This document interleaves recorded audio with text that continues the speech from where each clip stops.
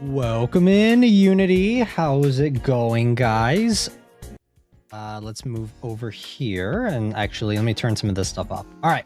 How's it going, guys? We're going to be playing足音恐怖, which is a new Japanese game that came out somewhat recently. I think it came out within the last couple weeks or so. Before we get started, welcome in Train, welcome in Cutie9, welcome in Jisoo, welcome in Leomin, welcome in Spicy Funeral, welcome in, guys. How's everyone doing? Okay, so we have some stuff to talk about for this stream, because unlike the last one where I didn't really watch a whole lot, this time I got a bone to pick with this fucking series right here. Here we go. You guys already know. I said it during the last stream. I said I was going to watch this show, and I finally got around to watching it, and oh man, I have a lot of thoughts.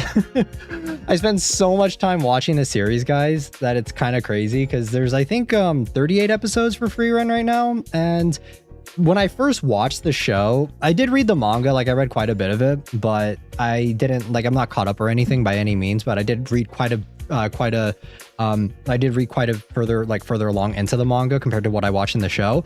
I think for the show, I only watched the first 3 or 4-ish episodes, and then I just watched clips for the rest of it because I just didn't really care too much. This time though, I sat down, I gave this show a good, I want to say I watched 20-ish episodes of it. I'll get into a little bit why I only watched 20-ish episodes of it later and instead of finishing it. But yeah, I still haven't watched Free Run. If you want my opinion, you're fine not watching it. Because I've been hearing so much gas for this show for years at this point. I feel like I've been hearing nonstop. Because the show came out in what, 2023, I believe? Let me double check. But yeah, there's just been nonstop gas for Free Run. I remember when it came out, it was the new thing that everyone was talking about. Yeah, 2023. So it's been out for 3 years now. And for that entire 3 years, people have nonstop blazed this show to high heaven, and I watched it, and okay, it's fine. It's a fine series, but for the amount of gas that the show gets, I don't think it really deserves that. I think it's an okay slow burn fantasy show, but when you actually break the appeal as the female main shonen protagonist, I guess maybe, but I don't know. A lot of people have said that the world is so well developed and the plot is so heartfelt, and it's so sad and tragic, and I would say that the first 3-ish episodes of Free Run are the highlights of the show. I think that that's where it really hits its stride. That's where I feel like the show has the most to say, where it's really trying to convey a message. But after that, it becomes very formulaic, and after that, it loses something a little bit. And I did get into the rhythm of the show, because a lot of people say, "Oh, well, Yuki, it's a slow burn. You don't like slow burn." Trust me, guys, I've watched a lot of slow burn shows, and I do like slow burns. This, however, is a different. This is not a normal slow burn show. I would say that the thing about slow burns is usually they're building up to something, and usually they have something to say. This one doesn't really have that. Okay, here's what I mean. Every single time that something happens in this show, it's every episode is very formulaic, and there are exceptions to this, but for the most part, every episode has Free Run and her gang going to X village, hanging out with them, doing whatever for a little bit. We get a flashback of her doing that same thing with Heimel and the other and the other crew in the past, and then usually it kind of all wraps around somehow by saying they solve whatever problem they have in said village or said place within the end of the episode, and then they all say, "Oh man, it was so awesome that we actually decided to come here. It was so great. It's the journey that matters, not the end." And that's kind of what the entire show is. And there are a couple places where the arcs are a little there are arcs that drag out a little bit longer than that. So what I mean is that there is I think it was the one of the demons, I think her name was Aura. During that part, yes, I would say that part in the series was a little bit more interesting, but still not interesting enough, because the demons and the antagonistic force of the entire series is very one-dimensional, and it's very black and white. There's not really a lot of nuance for them. They try to develop them a little bit more, but it comes across as just trying to develop them without actually saying anything at all. Does that make sense? Because they develop let me see if I can try and organize this, organize my thoughts well. The demons, I guess a good comparison is a lot of people have compared this to Lord of the Rings, of it being very just kind of like black and white on its morality of the show. And normally that would that's not a bad thing. But the thing is like Lord of the Rings, they don't ever try and portray like the evil antagonistic force of like Sauron and all the other bad guys. They never try and frame them as like, oh, you know, like, well, they kind of are more complex than they actually are. They're usually just bad guys. There are a bunch of ghouls that the main heroes have to defeat, and it's like a fairy tale, right? That's pretty much the whole shtick of Frieren, I would say. Or not Frieren, of Lord of the Rings. And then for Frieren, they try to develop them a little bit more, and they do give a lot more sentience to these demons, and they try and do more with them. And it's just like, it doesn't really work. And it just kind of comes across as like, you don't want to commit to the bit of like maybe potentially portraying the humans and elves and by proxy like those characters in a bad light. So you're dipping your toes in the water a little bit, but you're too scared to commit to that because it may frame characters like Frieren, and may frame characters like Fern, Stark, Heimel, all of these other characters in a somewhat unsavory light. So that's another problem with the show. That's not like my only problem with it. That's just one. I'm just giving quite a few examples. Another thing is like the character arcs the characters don't develop. And it's such a problem with a show like this, with a fantasy show, because I feel like for fantasy shows, usually you have a big thing that you're building towards. So that that's your main drive. But for this show, that's not there. So at that point, your only fallback is your characters and how much you develop them and how much you're trying to expand upon them, you know? But for Frieren, that doesn't happen. Like all of the characters stay the same for the most part. You see some change in Frieren over the years that she's with Fern, and like you see some development there. And my problem with that isn't so much from Frieren's lack of development of a character.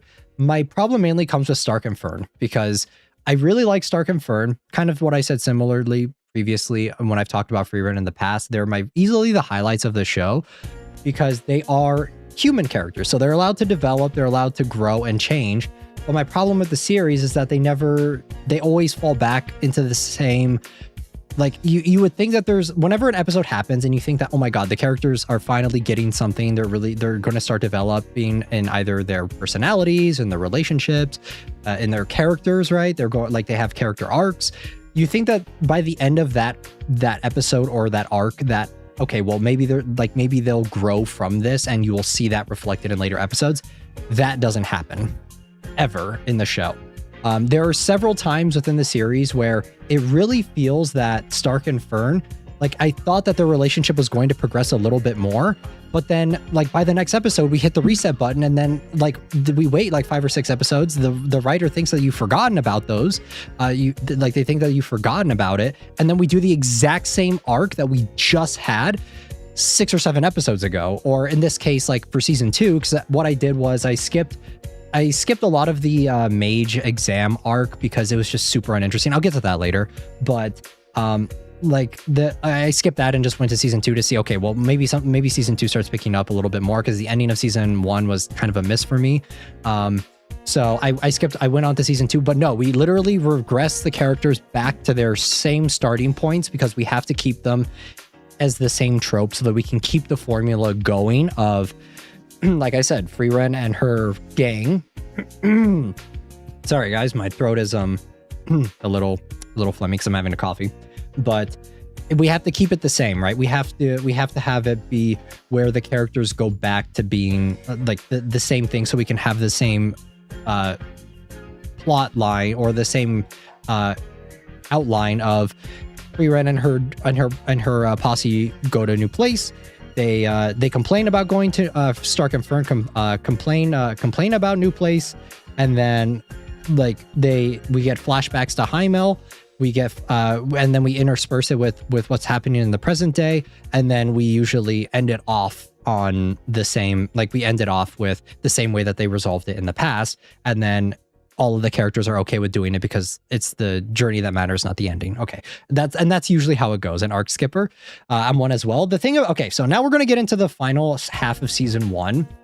where like, because when free run was working for me, it was during that formulaic part. It wasn't perfect because like I said, a lot of my criticisms with the characters and stuff still stands. It's still there, but it was working enough. And I was willing to give it the benefit of the doubt of like, okay, well, it's just a slice of life series. It's just kind of more anthology of just kind of focus. It's not trying to focus too much on stuff, right?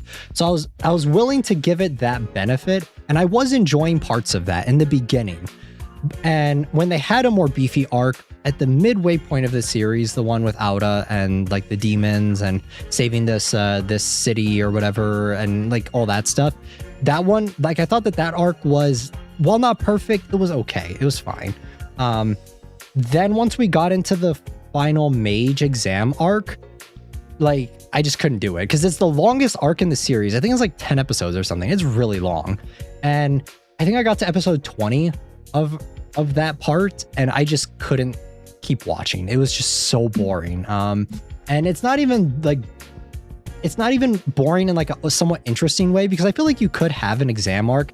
Maybe it's just because I don't like exam arcs in a lot of other series. So some famous ones that a lot of people love are like the Hunter exam arc. I don't really care about the Hunter exam arc at all. In Hunter x Hunter, that's one of my least favorite arcs in Hunter x Hunter, but a lot of people like it.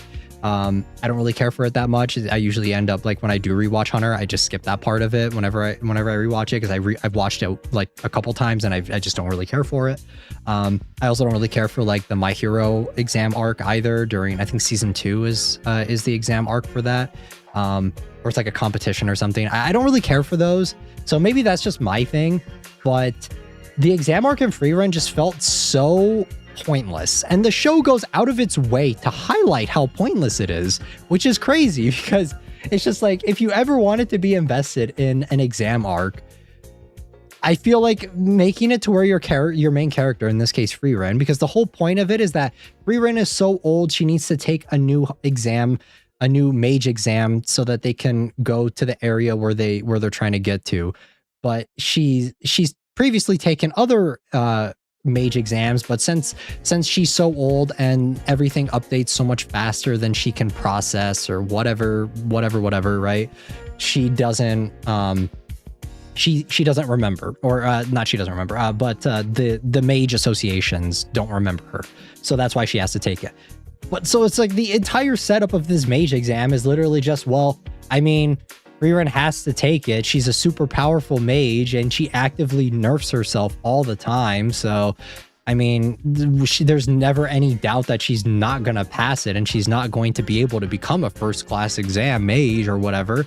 So it's just the entire tension of the exam is just kind of eh. And another thing too is like the characters, it's not like the Hunter exam where in the Hunter exam characters can die during the exam, and if you die, you're shit out of luck, too bad, sucks to be you, which kind of adds a little bit more stakes to it. It makes it feel a little bit more interesting, where this one it's just like, well, if you don't become a first class mage, it is what it is. And they also add in another character that I've seen a lot of glaze for, and I never really understood the glaze for this character. And after watching the series, welcome in Estella, by the way, sorry. After watching the series, I can wholeheartedly say, like, I still don't get the glaze for the character, which is Yubel, the green-haired yandere girl.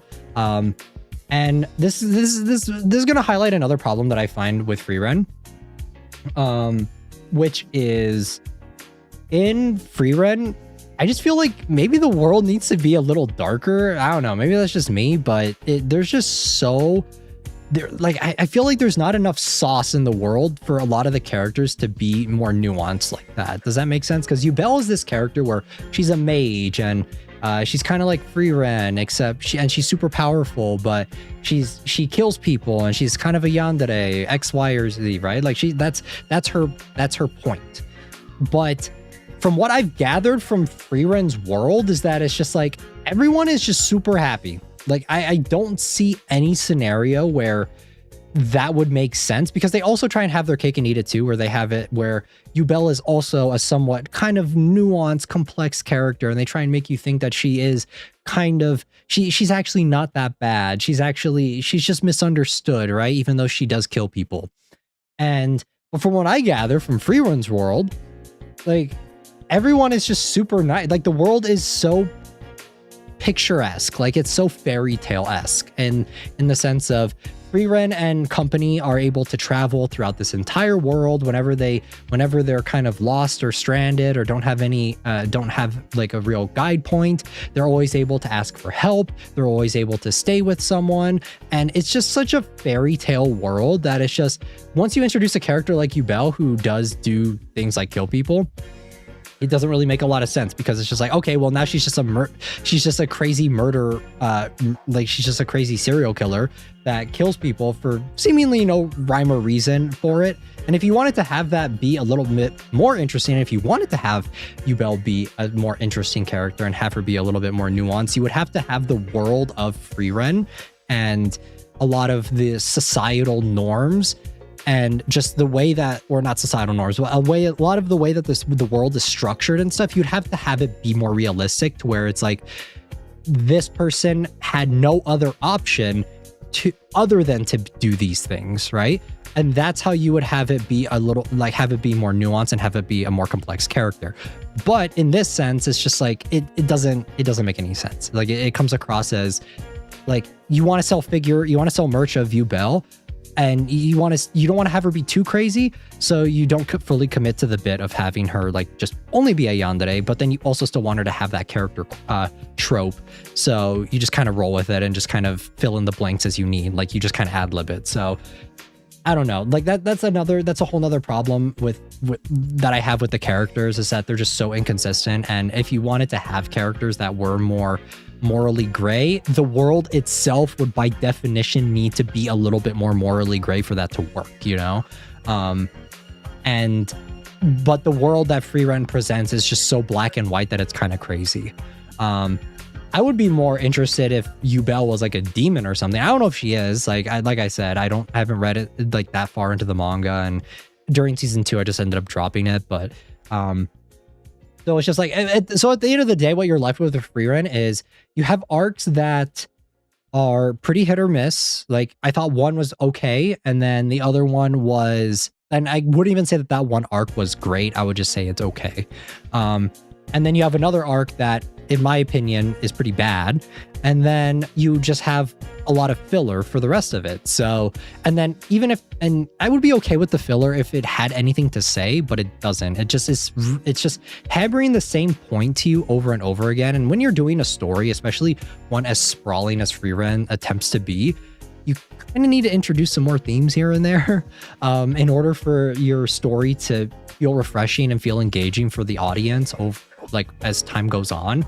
And it just doesn't. And it's a shame, because like I said, Stark and Fern, I really love their characters. Freerun is she's kind of your overpowered shonen protagonist that is like, but it's not like I don't agree with why she's super powerful and super strong.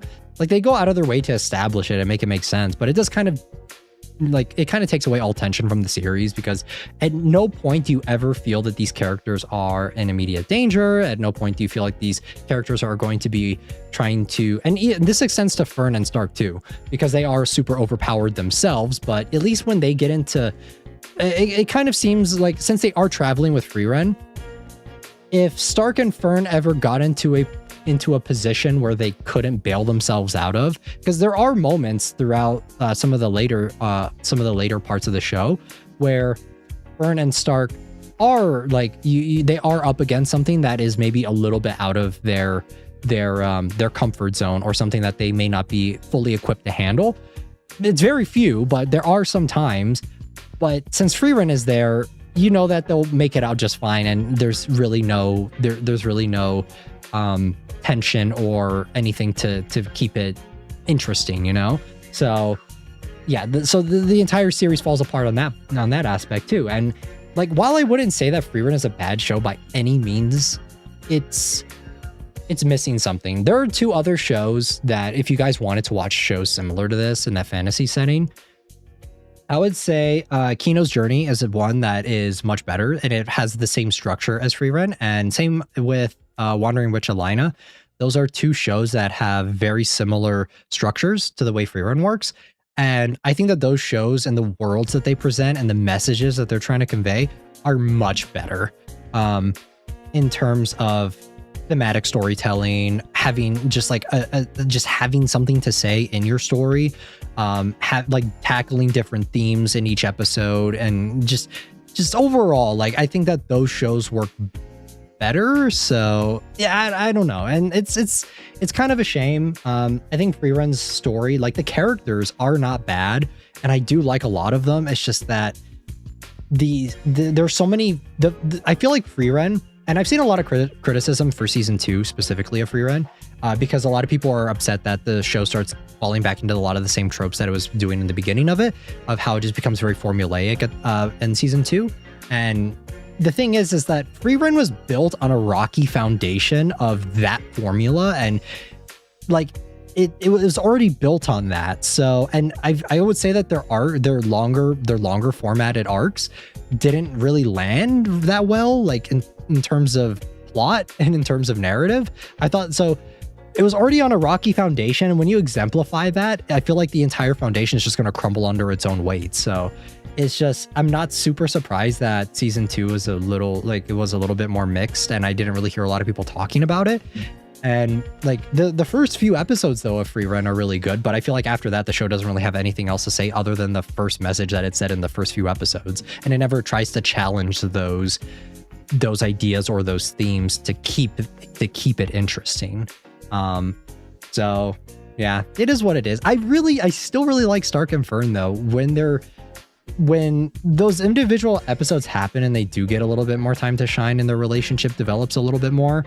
I like it, but like I said, it falls apart when by the time the credits roll, we're immediately hitting the reset button on their characters, and they're going to be back to the tropes that they normally embody for the next episode because we need them to for that next episode. So if I had to rate Freerun, like the production value, OST, all of that stuff, character designs, like they're all great. They all look nice, and the show looks visually stunning, but there's not enough there for the plot of it. And I've noticed this a lot of the times with a lot of newer shows, and you guys are going to call me a boomer, and you guys are going to call me old for me saying this, but I say it all the time.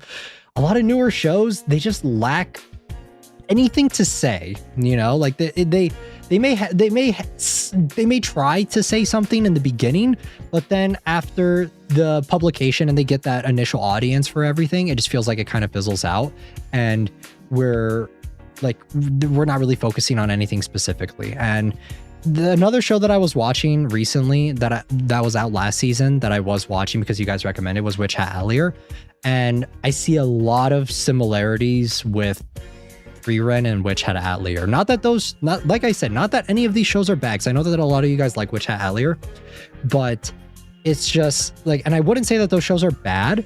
It's just that when it comes to like either an overarching story or just having something more to say with your story, it's not enough, I guess, for me. Either like it doesn't really, like I feel like a lot of these shows, and you can take this for a lot of other shows too. You can take this for Jujutsu Kaisen, you can take this for Chainsaw Man, you can take this for Demon Slayer has a little bit more to say, but like I said, there are a lot of other problems with that show that I've said previously. And like there are a lot of shows that just are lacking a cohesive theme and challenging those themes and in the narrative and wanting to say more with your story, you know? And it just baffles me that these shows get so much hype and people are talking about them and acting as if these shows are the next best thing that is ever released. Like, this show is fucking peak. You're never going to see another show that's this good. And that's what a lot of people portray it as, or that's what social media portrays it as. But but the thing is after the show ends for its anime season, I never hear anyone else talking about it after that. Like, I never hear anyone else mention it. I don't see people dissecting or really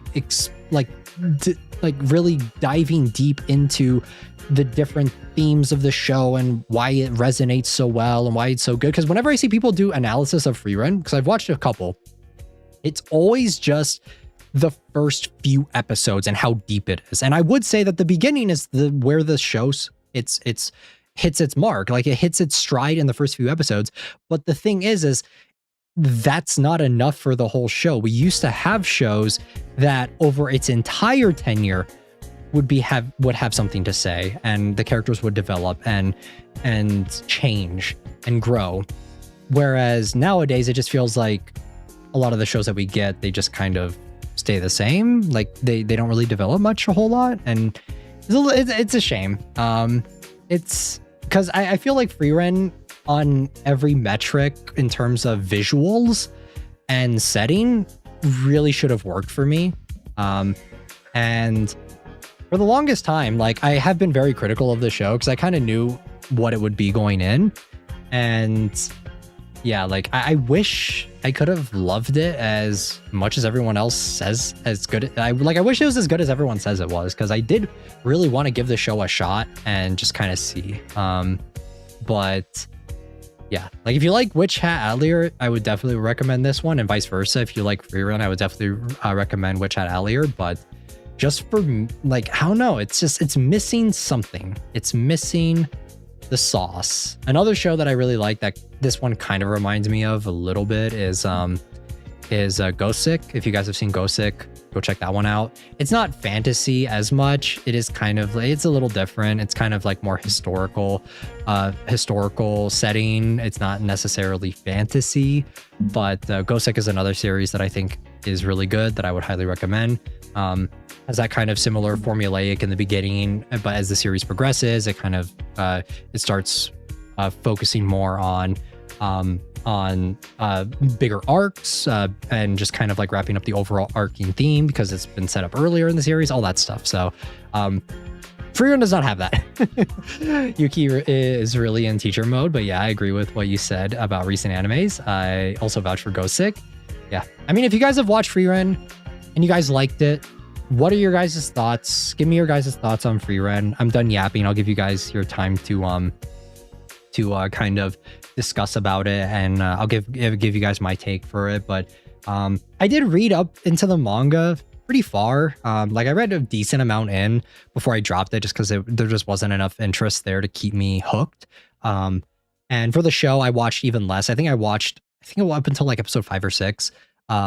And then I dropped it. And I will say, though, like, the first 5 or 6 episodes were a little slow, but once they introduced Stark, I thought that he was a nice mix-up to the cast, and it kind of hated it, dropped it after 3 chapters, damn train. And the same thing for Stark, though, is that, like, I thought he was a nice mix-up, and when this show was working for me was when they added in new characters to the party frequently. So, like, they added Stark, a few episodes go by, they add in the priest dude, the drunk priest guy, and I thought that he was a pretty nice addition to the cast because he just kind of mellowed out Stark and Fern a little bit and kind of mediated between them. I like that dynamic with them because Freerun doesn't do that. And like, but it doesn't matter because all of that development and all that mediating literally goes nowhere because Stark and Fern, after he leaves, go back to the same tropes that they were in before.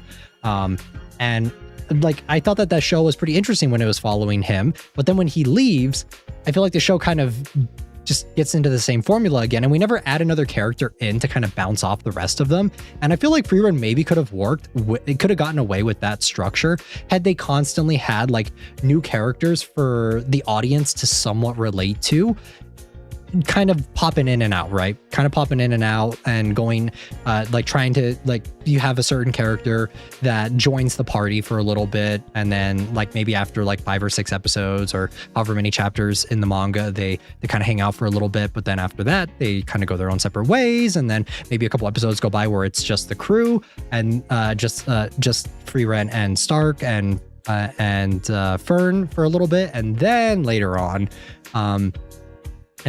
we see them kind of like we add another character into the group and just kind of, you know, just spice things up a little bit, keep it a little bit more interesting in that way. But they never do that because after the priest guy leaves, I feel like the show starts to take a nosedive off a cliff in terms of characterization and in terms of meaningful progression for the characters. So I've never watched Freerun, but I intended to read the manga.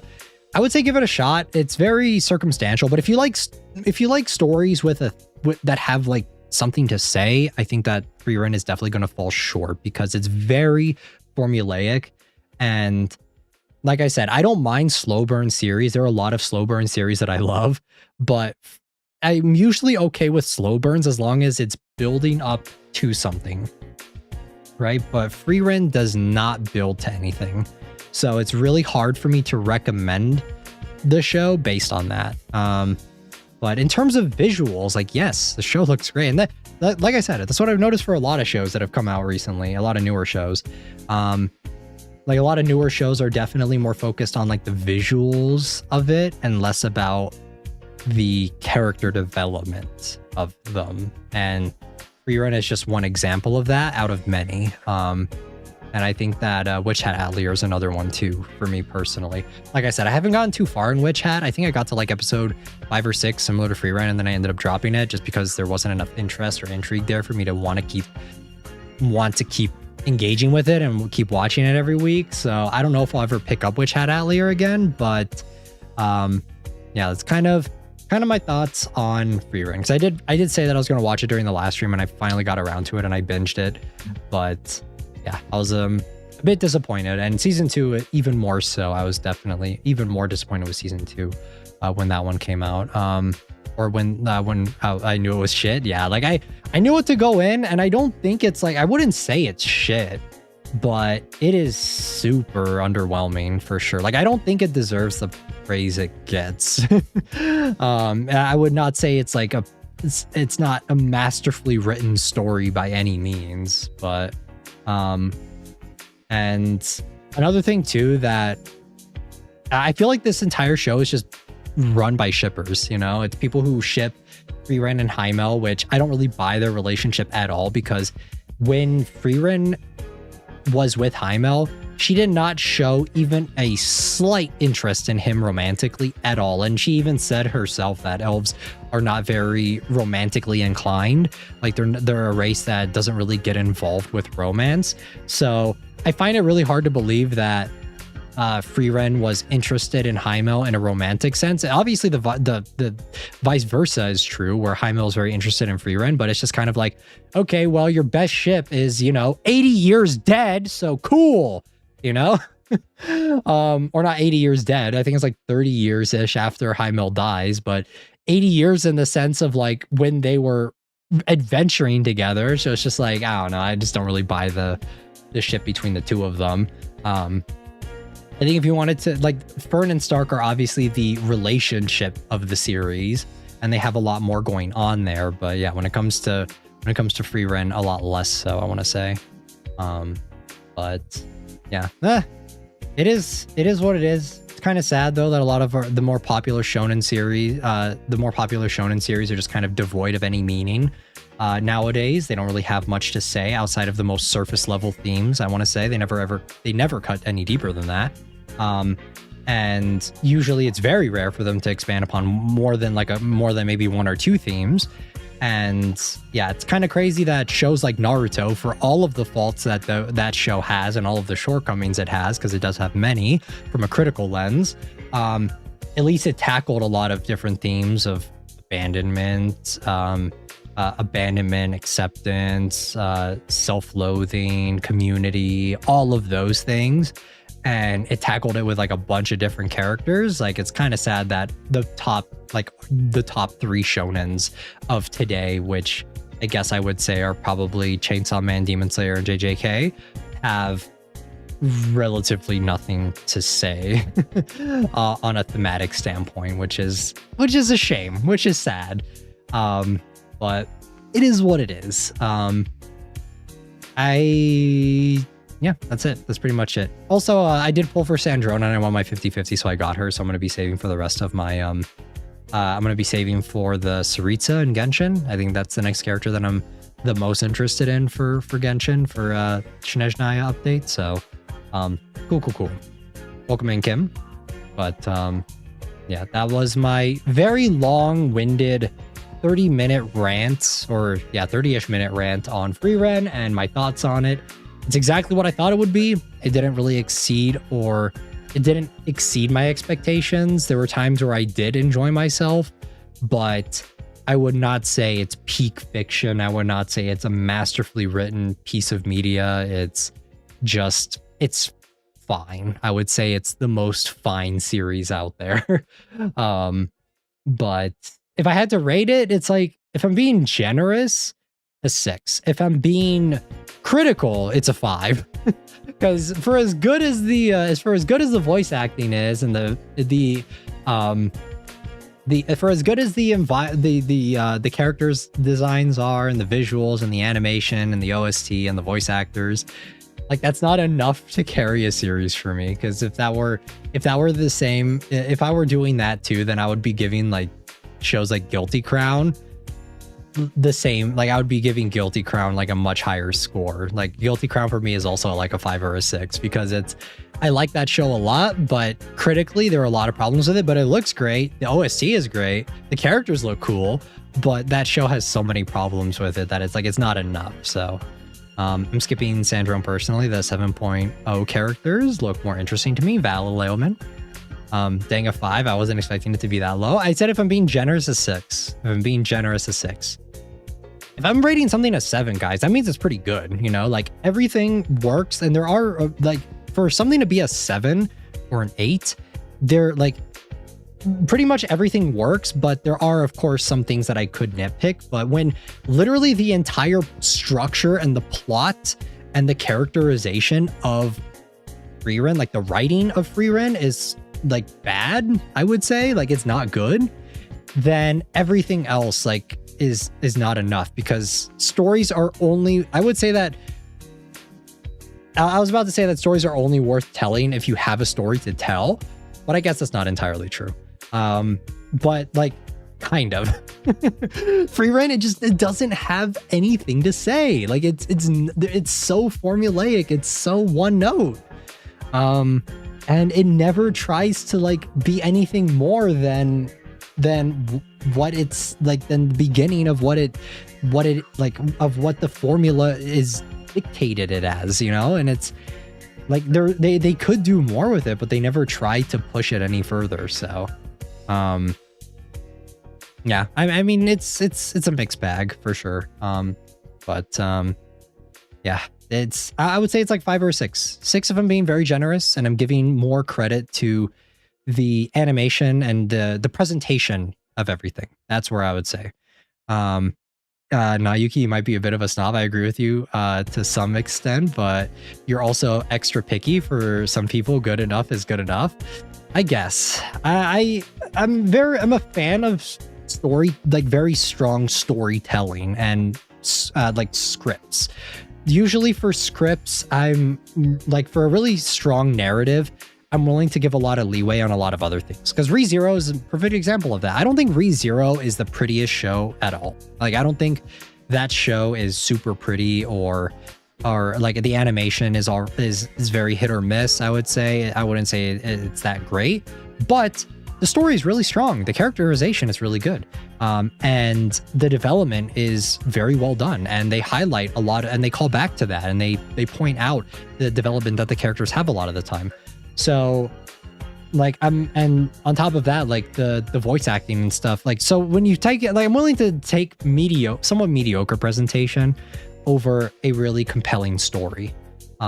Whereas for Frieren, it's mainly just pretty visuals, and that's it. Like, I'm not of course I love pretty visuals, and if I could have my cake and eat it too, I would love really great visuals and a really compelling story that keeps me super interested. And there are shows out there that are like that, and there are shows that I've talked about in length on the channel. But when it comes to Frieren, it's very bog standard. It's very average. If Frieren didn't look as good as it did, people would not care about this fucking show. If this show had a mediocre animation presentation, like if it wasn't done by Madhouse, it's safe to say that I don't think people would really give a shit about the show. So could tell a worthy story even if they aren't like a mega genius. I don't know. Maybe not perfect 100%, but most people think can't be that. I would say that Frieren, it's very vibes based. And this is what I said earlier in the stream, Kim. You weren't in the stream yet, but a lot of shows recently, they lack emotional depth, and they're very simple, you know. Welcome in to two time. A lot of shows that have come out within the last, I want to say like 10-ish years. And I've seen this happen for a lot of different shows that have been coming out in the anime genre, is they're very surface level. Like they never really cut deeper than surface level. They're always they just stay there, you know? And that works for some people, right? That works for a lot of people, where just it being surface level is more than enough. But for me, I want a little bit more to chew on in my stories. But a lot of people say that these shows are the greatest thing ever. But like I said, if you were to take the animation and the presentation away from Frieren, what are you left with? What's like, you have a somewhat functional story, sure, but you don't have anything that's that good, in my opinion. So your earring kind of looks like Frieren's, by the way. I actually got her earrings IRL. Gotcha. Mine is a tassel though. Hers is I think hers is like a jewel or something like that. But yeah, like that's my biggest thing when like that's my biggest takeaway when it comes to a story, is that like, and the thing about Frieren is I think it's fine. Like, I'm not saying it's bad. It's just, it's average. It's an average story. It has really exceptional animation. But if any of those presentations aspects of it were not up to par, or weren't as good as they are, the entire show I think would really suffer, and you wouldn't have people claiming that it's as good as it is just solely because it looks pretty, right? If that were the case, then I would be saying that Mushoku Tensei is the greatest fucking show of all fucking time, because it is an isekai and it looks great. And there are people who say that, by the way, but we're not going to dive into Mushoku Tensei, because Mushoku Tensei has so many weird themes in it that are just kind of creepy and just very unsettling, and I just can't watch that show and take it seriously. But the show looks great, and you have a lot of people saying that Mushoku Tensei is peak because it is pretty, you know? The animation's good, the voice acting's good. Like, from a visual perspective, it is a good show. But like, I feel like that show is not one that I can really get behind on any form. So that time I got reincarnated to whatever type animes. I mean, there are a lot of those, but yeah, for when it comes, like I said, Frieren, it's fine. It's whatever. Like, if I'm being generous, a 6, okay? And there are shows that I like a lot more than Frieren that I would give higher scores. Like, I would give, or like slightly higher scores, but I would never say that anything's like a 10. I would say that there are shows that I've watched that I've really enjoyed and pretty much everything works, but it's I would still give those shows like maybe a 7 or an 8, you know, because like, okay, well, the story and the plot, like, I give it an extra couple points. So yeah, like when it comes to shows, like when it comes to a lot of shows, I like to think I'm pretty fair on my grading of it. Like, just because a show has a functional plot that's a lot better doesn't mean all of a sudden I'm going to give it like a 10, right? Like, that's not how my grading scale works. It's usually like, okay, I really like a show, and it's also suspension of disbelief too.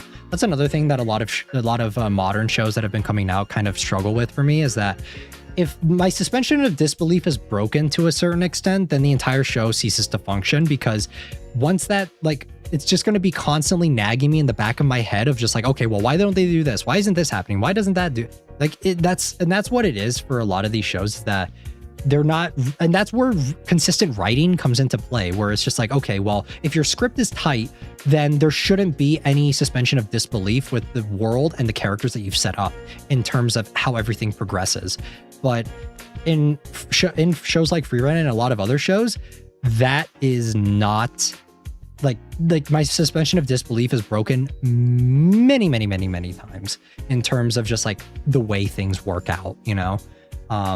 And that suspension of disbelief can be for a lot of things. It could be for the character's development. It could be for the way the characters are acting. It could be for certain scenarios where like they should be able to, and by Frieren's case, she should be able to get out of anything, because she is like this uber powerful being who by no means has any difficulty with anything. And a lot of you weren't here for the beginning of that either, Kim, but I was saying that my problem with Frieren's storytelling is that Stark and Fern would be more interesting characters to follow in terms of them developing, but they always hit the reset button on them by the time the credits roll on the end of an episode.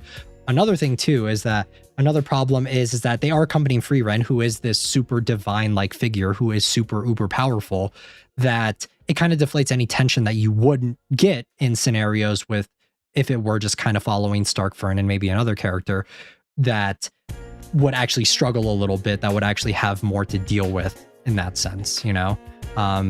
And like it just kind of deflates all the tension, because even when the story is having somewhat more serious moments, there is never any time where I'm just like, it was during the part with Auda, right? Like the big demon lord with the undead army arc, midway through the series. That entire series, like that entire arc, there was never a time where I was like, oh my god, Fern and Stark might actually be might be kind of cooked here, because I knew that Frieren was just outside, like was just right outside the gate right there. And after she completely obliterates whatever character whatever random demon monster that has no soul and we shouldn't care about, even though they're kind of living thinking creatures that have some form of consciousness, but where the story is not committed to the show is not committed to actually wanting to delve deeper into it or give it a little bit more nuance on the demons. We just have it want to be black and white because that's how Frieren's world works. Well, like I was never at a point where like, oh man, they might be kind of cooked, because Frieren will just immediately come and save them and save their asses by the time she's done wiping the floor with that monster. So, you know, it is what it is. And that's just like, not that that's a bad thing, but like I said, if you're going to tackle a more interesting, more robust arc, and because I was okay with Frieren just being a slice of life show with not really like occasional monsters here and there, just kind of doing its own thing, not really like trying to tell a grandiose story, I was fine with that. But once they tried introducing a bigger arc, it introduced a bunch of other problems that on top of the ones that the show already had previously, because it's just like, yeah, like, okay, well now you're going to introduce an arc, but you're not going to put any stakes in it. And it's just going to be kind of a nothing burger by the end of the few episodes that it covered. So who cares? To be fair, most shows won't kill off the main. I'm not saying that they have to kill off the main, but I mean, they wrote themselves into the corner of having a main character that's super uber powerful that can't be touched, essentially. Does that make sense? So demons ain't evil, they just eat people. Yeah, that's literally what it is in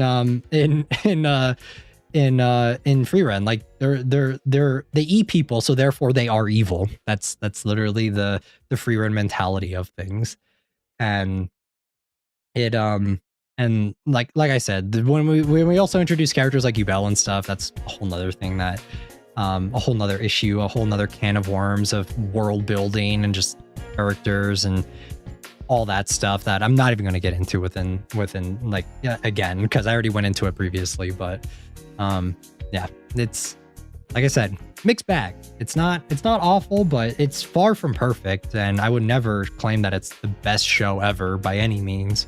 And like I said, the first 3 episodes, or the first handful of episodes, are pretty great. Like they are pretty decent storytelling, and that's usually where I see a lot of the analysis for Frieren comes from, is usually from those first few episodes and not really from anything else that comes after it. So I don't know, maybe it should have been like a mini series instead of like a full series.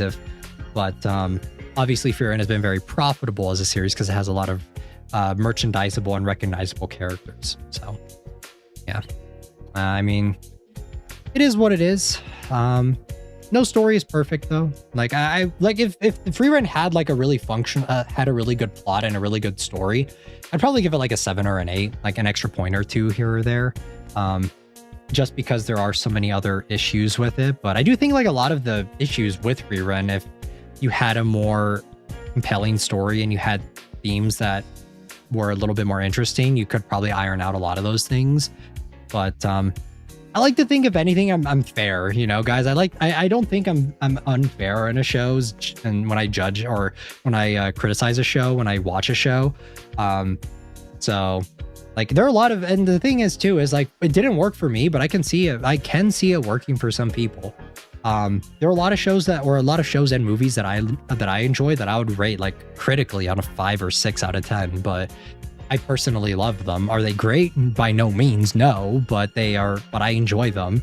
But I guess my problem with Frieren and a lot of newer shows by proxy is that people like to hold it to some crazy standard that, or social media specifically, love to hold these shows on such a pedestal that it's just like, these shows are the best thing ever. The writing is great. The characters are great. The story is awesome. The animation's peak, when it's just, that's critically, objectively, from a storytelling perspective, from a characterization perspective, there are a lot of issues with Free Ren, and it's by no means perfect. So yeah. But demons beg for their lives. My response, like, people who eat meat, does that mean the main cast is evil? No. Why that's hypocritical? And then I hate this show / manga even more. That's exactly what series kind of does. I don't know. There are moments where they're trying to expand upon the demons or whatever. I'm just like, if you want to have a black and white story, have it be black and white. If you're gonna add plot points and like world building elements to try and make it a little bit morally gray, you're gonna have to do a lot more heavy lifting in a lot of other aspects of your world to make it make sense. Because yeah, like, they never ever go out of their way. They never commit to having Free Ren, Stark, Fern, and by proxy all of the other characters, Hyemel, and a lot of the other characters, be anything more than like, they're never morally gray. They're always very, they're just good guys, quotation marks. Like, they're good guy characters, and that's all they are. So yeah, I mean, it is what it is.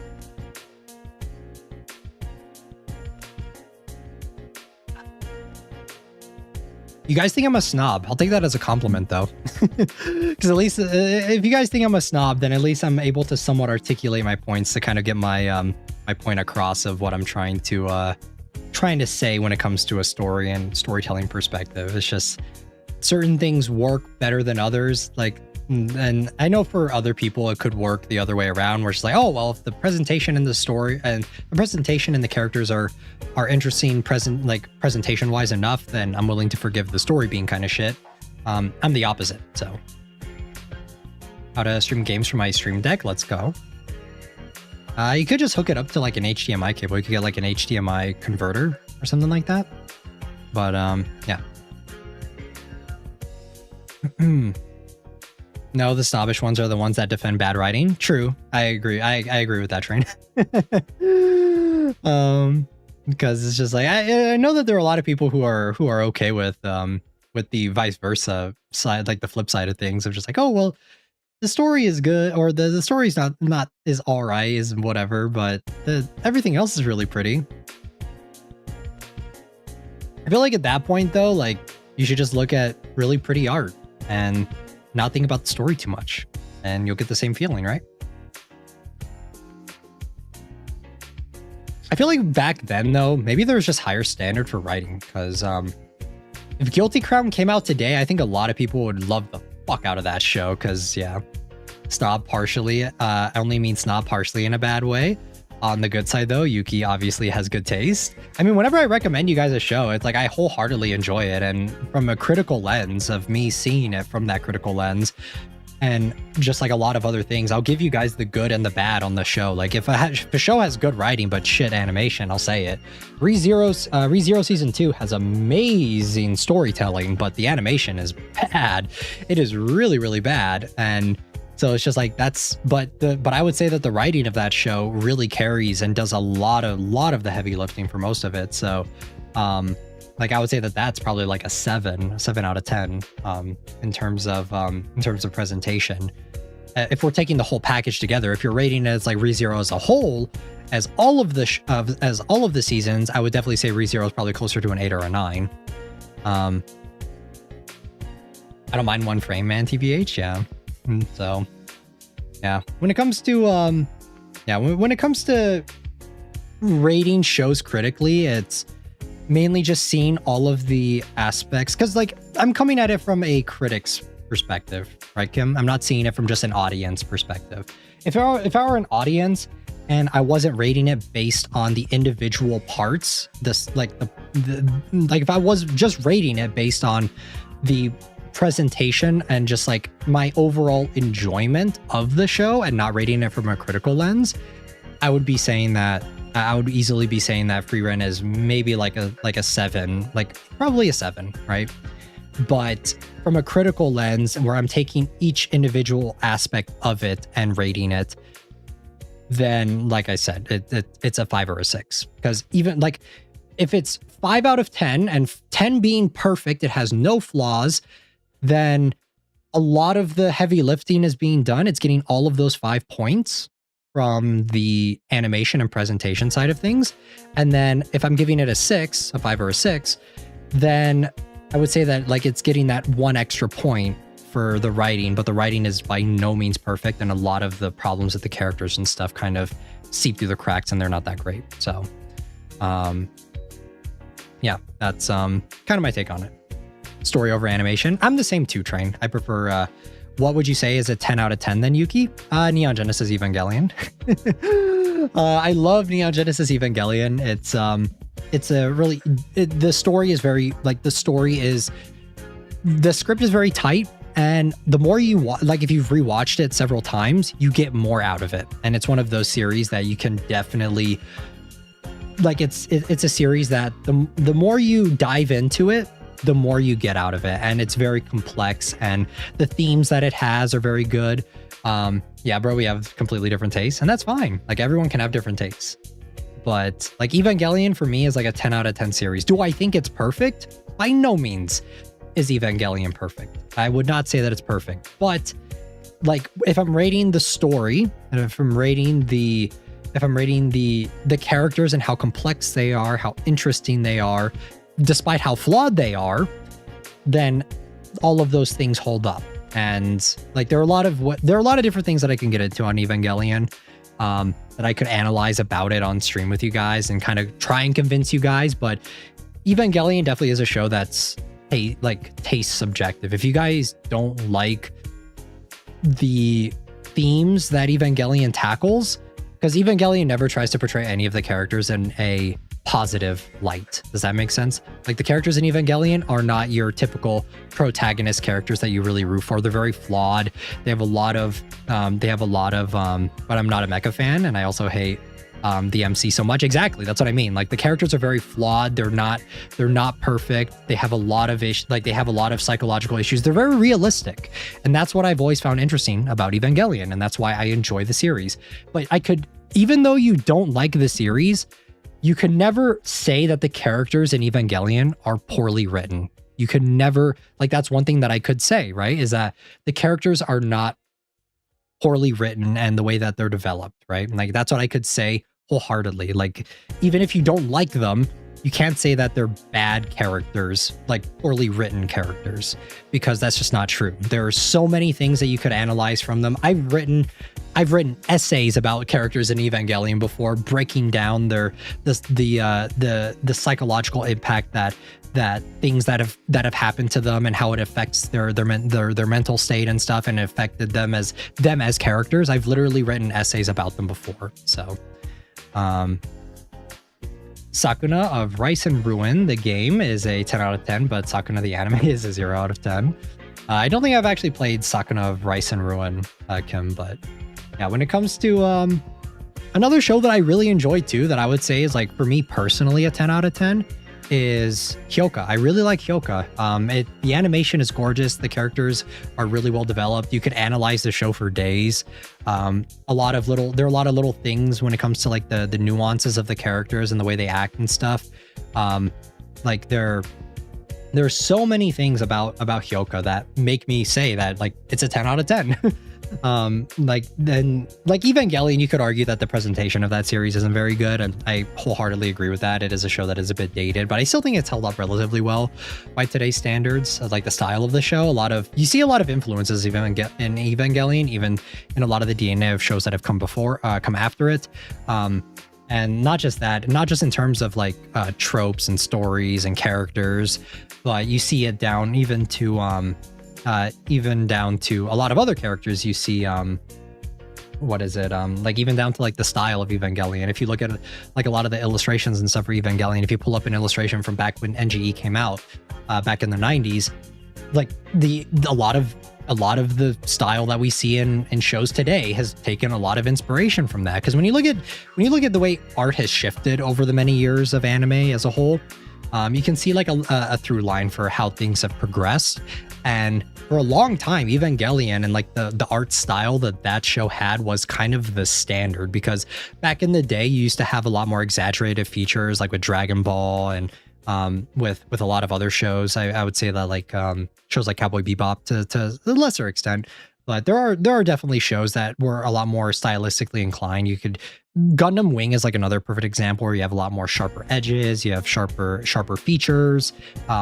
Characters have like sharper noses, for example. Their eyes are sharper, that sort of stuff. Evangelion definitely pioneered the like kind of softening of a lot of those features, and due to its popularity, and you can see the cultural impact that it had on the genre as a whole when you kind of break everything down. So there are a lot of reasons why Evangelion, at least for me, is considered a 10 out of 10, and for a lot of other people as well. Not just on a writing perspective, not just from a character perspective and everything. So I'm going to be honest, NGE was torture to sit through. It's not an easy show to watch if you're not in the right headspace, for sure. I would never say that it's like an easy show by any means, but like it is. That's what I like about it. It's a challenging show. Like it challenges a lot of things, and it highlights a lot of the worst aspects of humans, you know. Like it really does it does a lot to kind of deconstruct the human mind and just kind of put it into a visual format, and that's what it's always been really known for. So but like I said, it's definitely not an easy show to watch. I would say not the show, his whining was so annoying. But like I said, he's a 14-year-old kid who has a lot of deep-seated issues and that's what makes him a realistic character. And in the rebuilds, he does change a lot, and he does progress a lot. But yeah, but that's fair. That's fair to like not like a character, but he is. I would say that Shinji is a well-written character for the most part. And the thing is like his whininess and the way he acts is very human in a way, and I think it's because Ano based a lot of Eva is as hard as reading as Oyasumi Pum Pum. Both are very grim, yeah.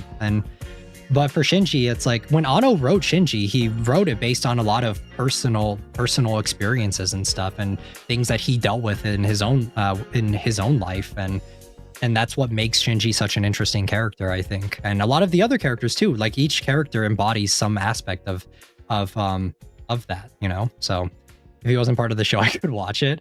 He ruined the show, in my opinion. But he's literally the entire point of the show, Train. And like it is what it is. Everyone has different tastes. I'm not going to I'm not saying that it's I'm not saying that you're any less valid for having that opinion of it, but like for Shinji, it's the interest of Evangelion. But welcome inside, Gasp. We're currently talking about Evangelion and discussing it, because I was saying that that Evangelion is one of my 10 out of 10 shows, whereas some of the other ones maybe not as much. But yeah, they're shows that are very emotionally, like it's very difficult to watch if like things have to work. Like you have to be interested in a lot of other things for the show in order for it to work, I want to say. So, but NGE is, let me see what else I gave a 10 out of 10 on my anime list. Let me go ahead and check that real quick. Let me go ahead and see what we got here.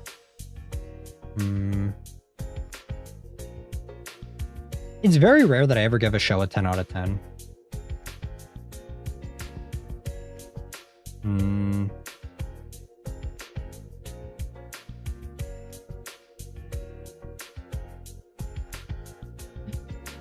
Let's go by score. Clanad's another series that I gave a 10 out of 10. Fate Zero. Fate Zero seasons 1 and 2 are another one. You only had like 5? Yes. There are very few shows that I've given 10s. Even on NGE, I give it a 9. I gave it a 9 out of 10 on my anime score list, because that's critically. For my personal own enjoyment of the series, that's a 10 out of 10. But critically, I gave it a 9 out of 10, because I do acknowledge a lot of aspects about Eva that may not work for a lot of people. So that's why I can't, in all fairness, give it a perfect score, because there are things about Evangelion. See, I try and be fair, guys. I try and be fair. I Want to Eat Your Pancreas, Hyoka, Fate Zero, and Clannad are all shows that I gave 10 out of 10s. So not that many. I'm Nothing If Not Fair.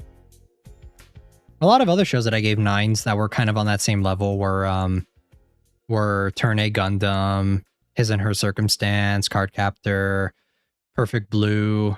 Perfect Blue is a series that it's a movie. I've told you guys about this in length before, but Perfect Blue is a movie that I watched and I fucking hate it. Like I hate watching the film. Kind of similar to what Train says about Evangelion, where it's just like it's such a hard film to watch with how realistic it is.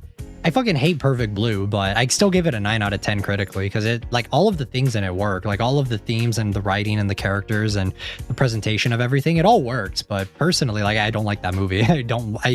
I've watched it twice throughout my entire life, and I'm never at a point in my life where I'm like, oh, I really want to rewatch that, you know? So it's just like, but critically, yeah, I would say it's a 9. So, yeah. Newest reboot of Gege no Kitaro is a 10, but nobody has ever heard of it, but me around here. I've not actually, I don't think I've watched Gege no Kitaro.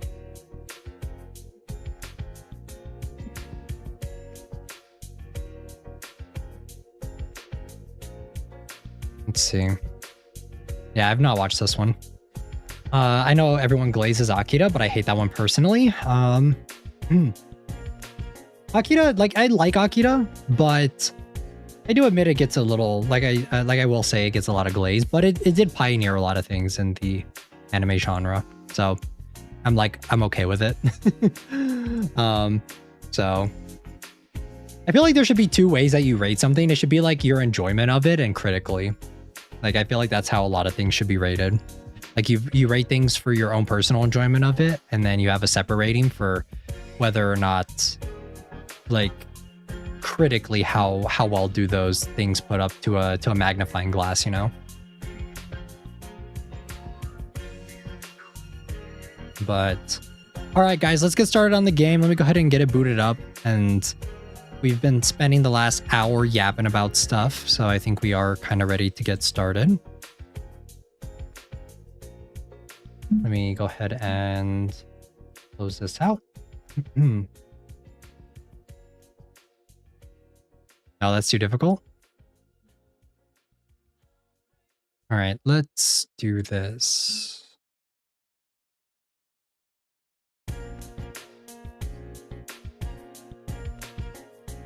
All right, let's see here.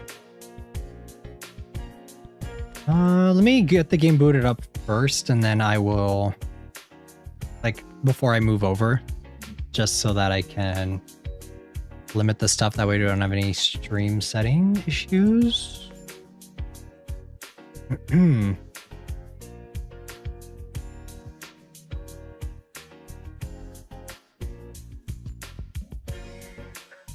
All right, and then close out of this, and then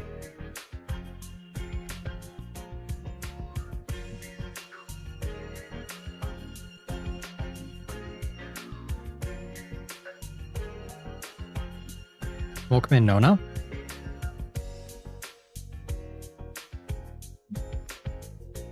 And then select.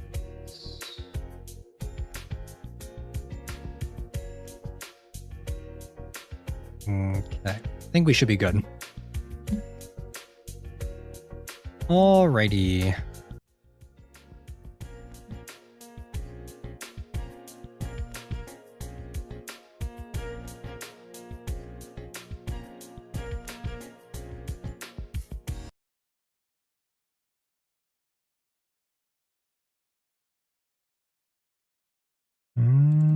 Here we go. Okay. Apparently this game is pretty wild, so for the story of it.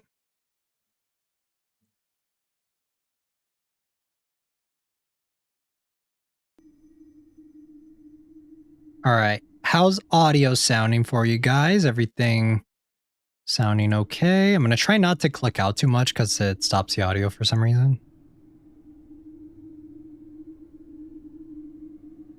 All right. I know next to nothing about this game, though, other than that the visuals look pretty interesting, so we'll see how it goes.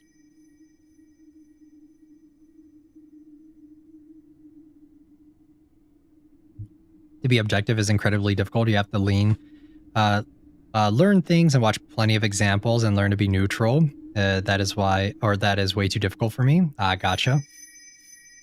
Yeah, I think it's pretty easy for me to be objective about stuff.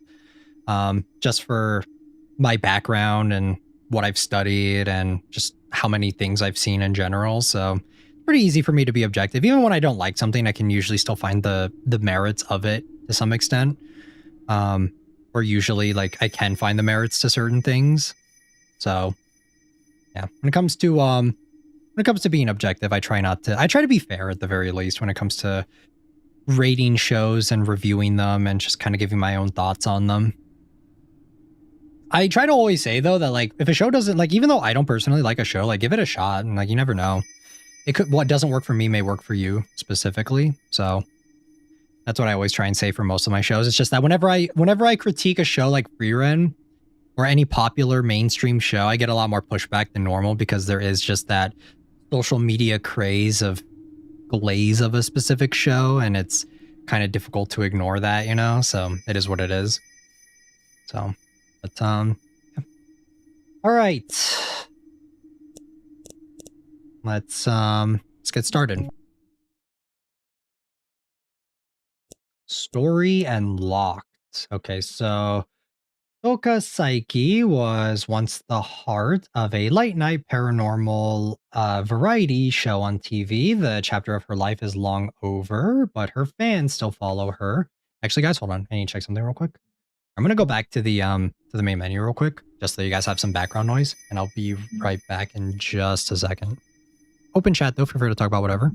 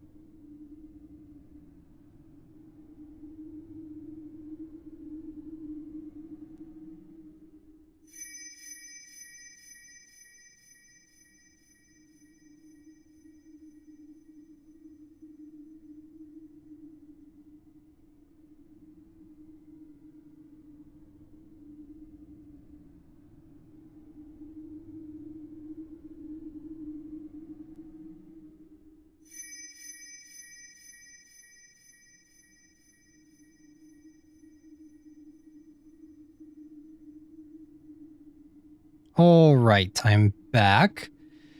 Oh, it looks cool. Did you see PlayStation isn't making physical DVDs anymore? Not surprised. A lot of places are phasing out physical media, as tragic and sad as that is.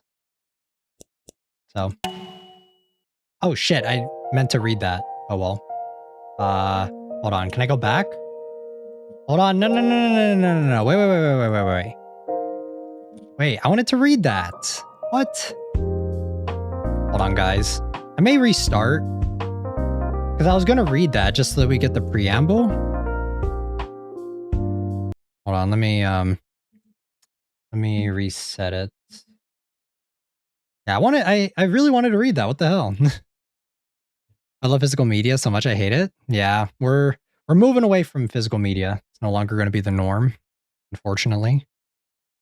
As bad as that is for game preservation. Okay. Wait, is the audio not working?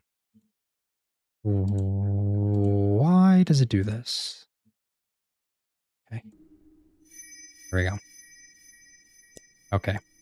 And then... Okay, story. I have to hover over it, right? There we go. Toka Saiki was once the heart of a late-night paranormal variety show on TV.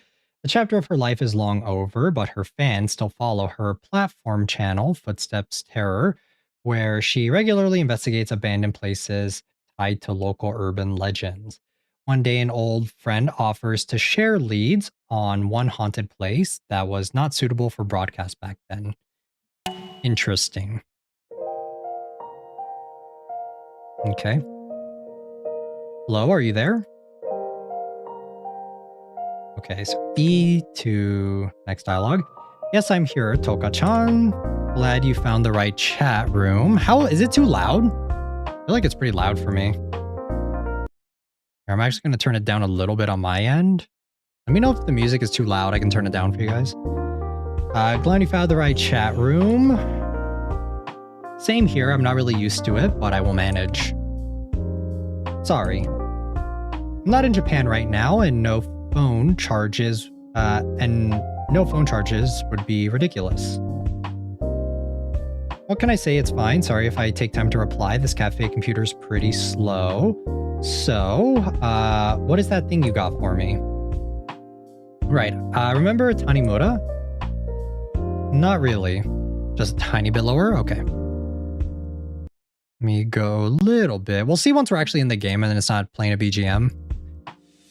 Not really. Geez, you ever listen to me? He's my cousin, a cop. I feel like the translation's a little off. That rings a bell. Anyway, back when we were doing the Ghosts of Danchi, he told me about a dropped case of his. It went down in Hikagemura. It's an abandoned village in the mountains. Abandoned? Another damn construction story? That's the official reason, but Tanimura told me about those rumors. People had visions. What kind of visions? Women spoke of a tall black creature lurking in the forest. Men claimed to feel possessed by some vile spirit. Families were scared and started leaving, never to return.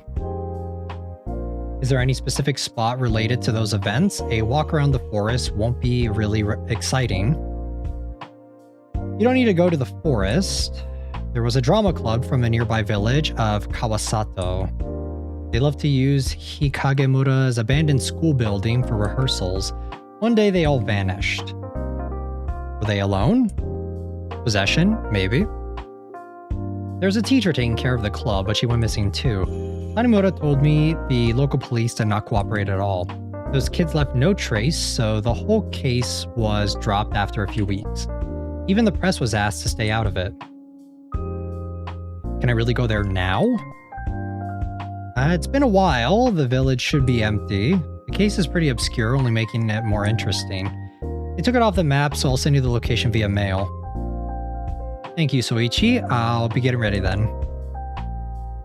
Those kids really vanished, so be careful, okay? Don't worry, I will. I'll see you once I'm back.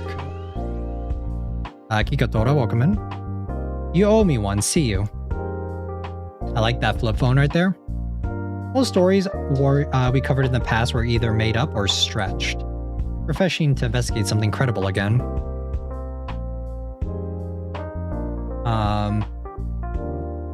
But if the village really exists, then might as well check it out. You like strawberry milk?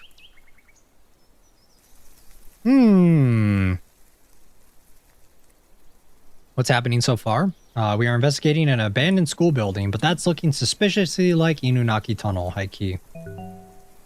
Okay, I got a brick in my inventory. Let's go. Can I go up here?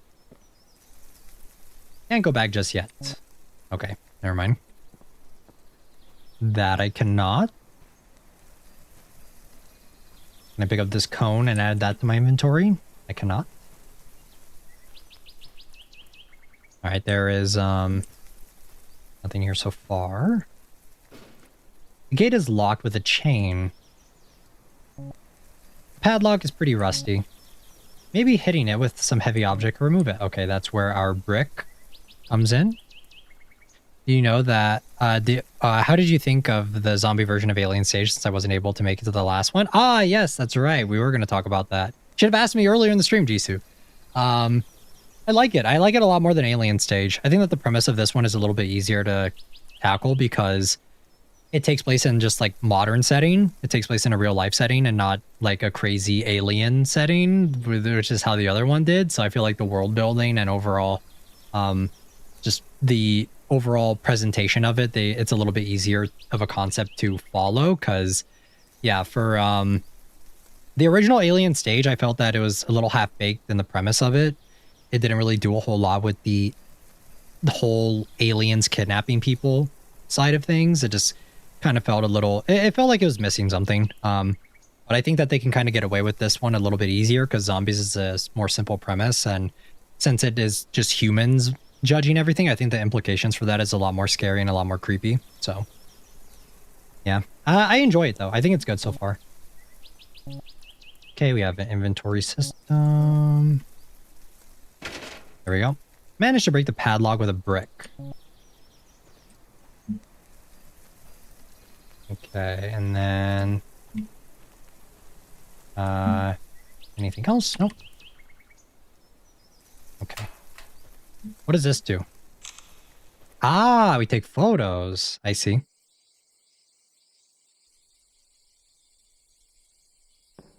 Yes. Very Higurashi. Open your notebook.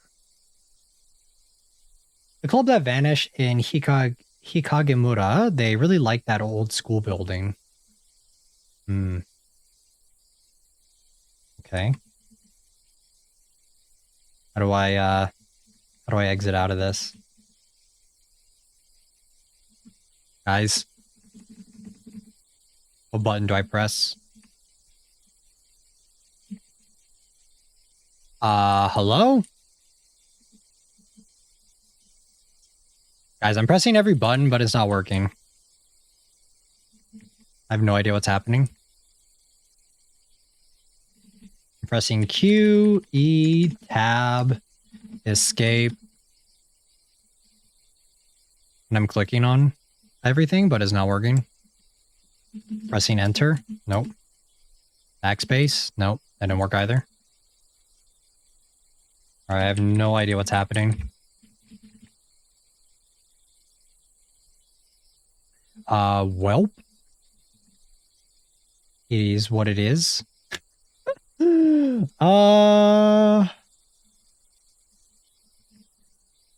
Toby, welcome in.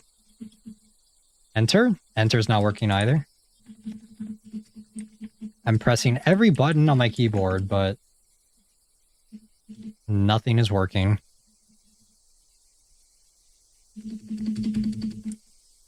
Well, this is very interesting. Let me see if I'm supposed to do something else. Here, let me pull up a walkthrough of it and see what you're supposed to do here. Because yeah, I'm clicking on everything too, but it's not working. Ashioto Kyofu. Okay, right here.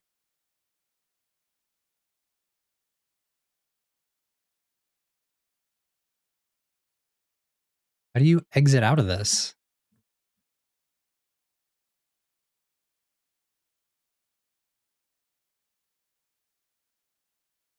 Am I supposed to, like, make this bigger? Apparently you're supposed to be able to click on the image in order to make it bigger. But I am not seeing anything.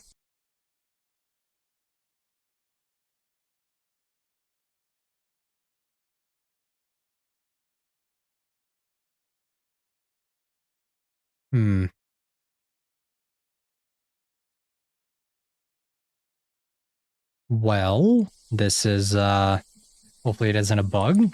It may very well be. All right, let me try restarting the game again. Let's try doing that. Let's try rerunning this.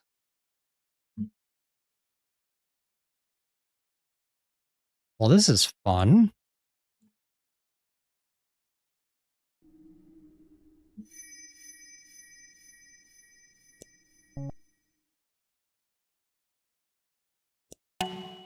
Okay, let's see here.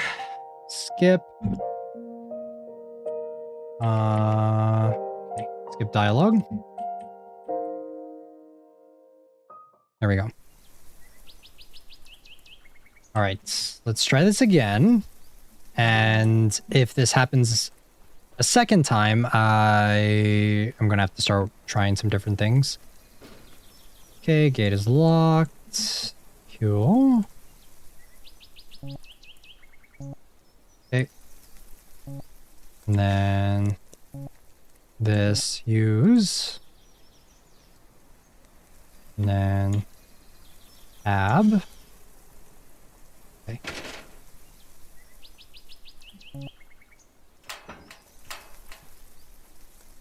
Yeah, I think because you're supposed to be able to expand it and then it should just be able to close, it looks like.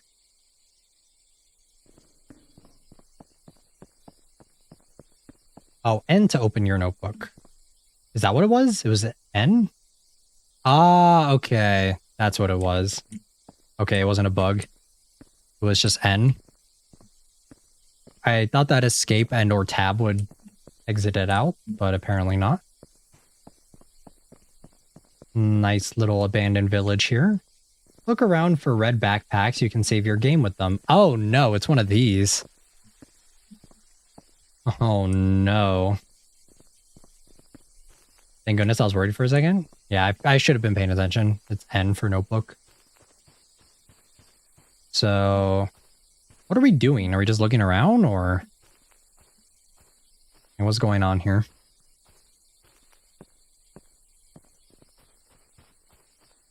What is this? There's some money inside that offering box. I don't think the shrine keeper is around to collect it. Still, I can't reach it through the bars. Would anyone be mad if I just... Nah, we should leave it. I feel like that's bad. That's bad feng shui. Some kind of force holds the door closed. Okay. What is this? Handle. I guess we just look around until we get important dialogues? I guess so. Alright, and then... Let's go looking around here. Is this over here?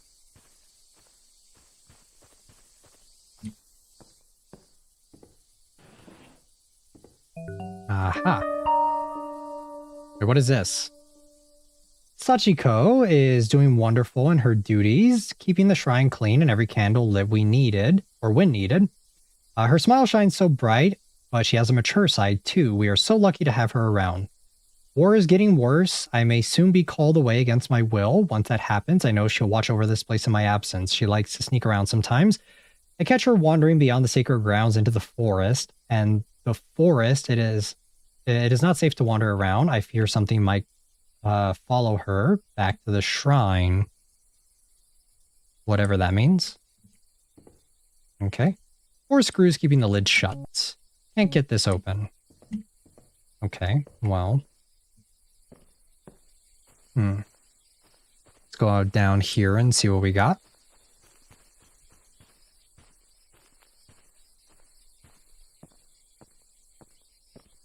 There's another thing down there. I think that's a candle. What do we do with candles? Let me check my inventory after this.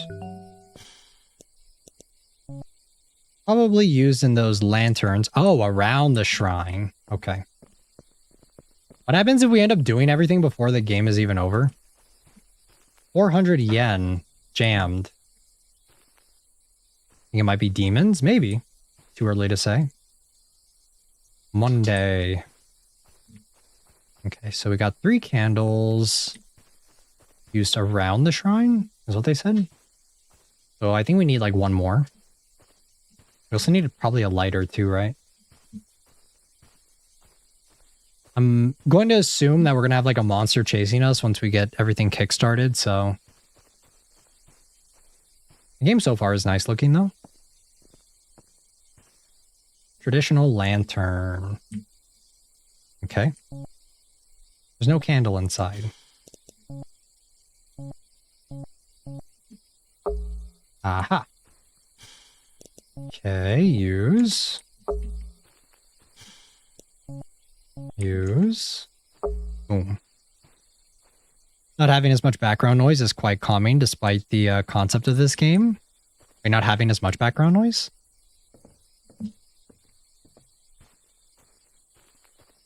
Not as overstimulating? Oh, so you do like the background noise? Okay, so we're missing 1 more candle. Don't know where it is. Game is pretty linear though, so should be around here somewhere. Let's see. Okay, it's not back here. Probably inside that area, right? Inside this bathroom with the 400 yen. I don't know if it's like if we start messing with shit in the shrine, if we're gonna get a bad end. Jammed. Okay. Alright, let's see if we can just find another candle somewhere. Reminds me of when I was a child. Ah, gotcha. It's giving that summer vibe, which is perfect because it is summer right now. And then let's go down here, see what's in this area. Ah, another candle. Cool. Game saved. Can I open this? No. All right. You have to pay to get in? Yes, we need 400 yen. How do I, Okay. Alright, so I guess our camera's just always open then? Very strange.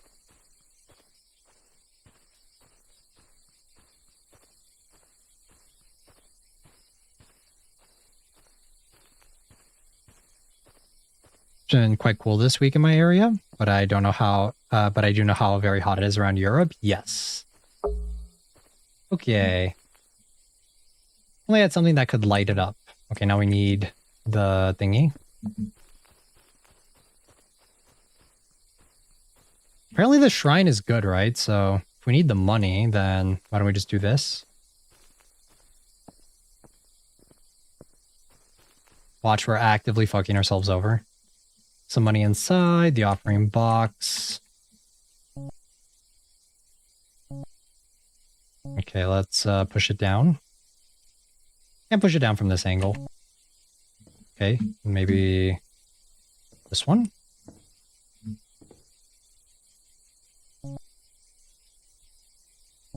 Okay, come on, let me push it. Push it down. There we go. And then we get another phone inside the offering box. How did it get here? And then there's our money. We're doing everything except going to the school building, because that's when we're going to see a monster. What's on this phone? Out of battery. Okay. Alright, let's use the yen. And then let's go over here. Jammed. All right, well, how do I give my yen to it?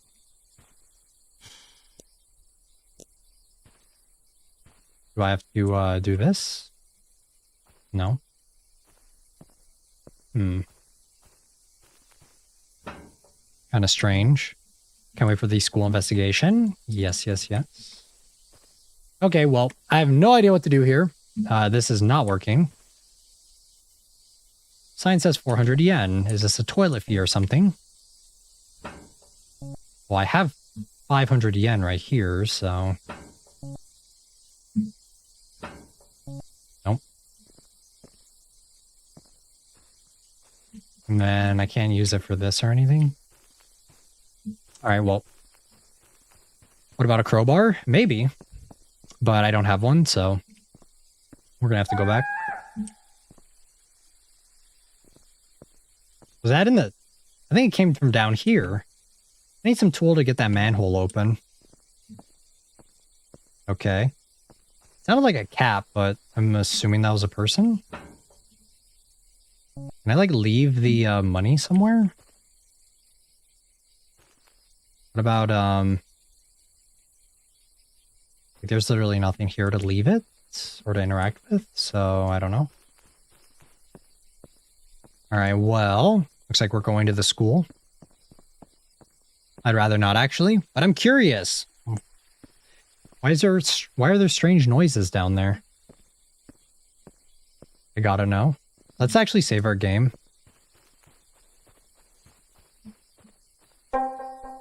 Okay, cool. Alright, let's go up the trail here. See what we got. Love these winding roads. Ah, yes. Creepy school building. Everyone's favorite. Okay, can I get in somehow? Doesn't look like it.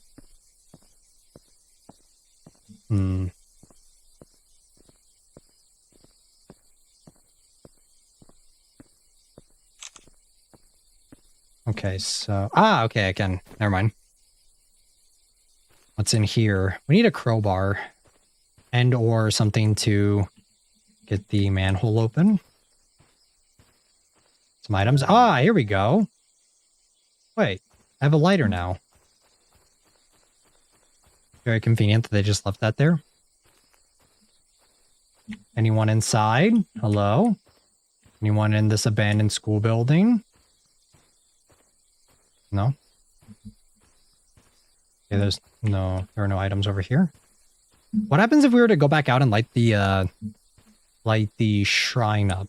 Maybe that would do something? I feel like we're doing things very out of order, but I'm gonna play the game how I want. Watch, we're actually gonna get the good ending within the first like couple minutes of the stream.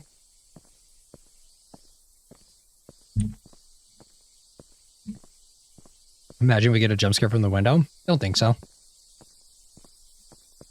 All right, let's go back over here and light the shrine up. They wouldn't put all these items here if they didn't want me to do this, right?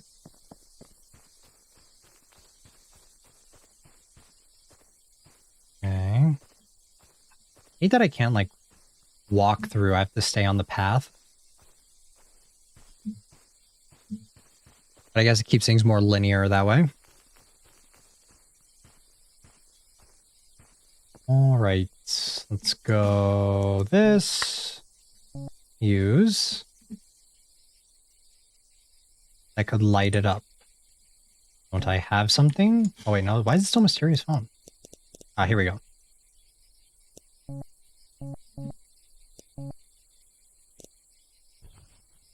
Is it... Ah, there we go. Okay. Yes, can I please light that? No? What?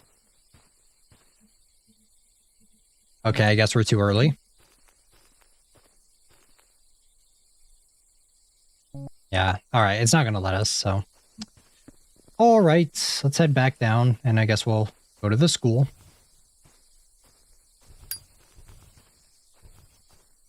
Okay.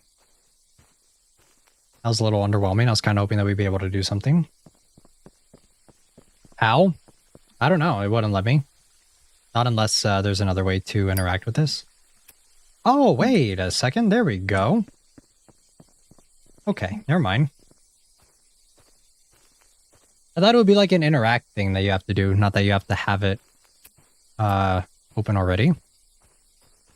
Sound effects in this game is possibly a bit more eerie because they lack them. I don't know. I don't really find cicadas that scary.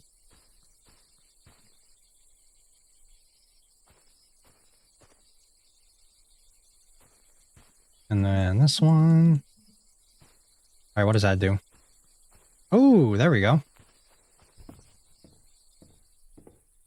Cool. Warding bell and Kagura Suzu.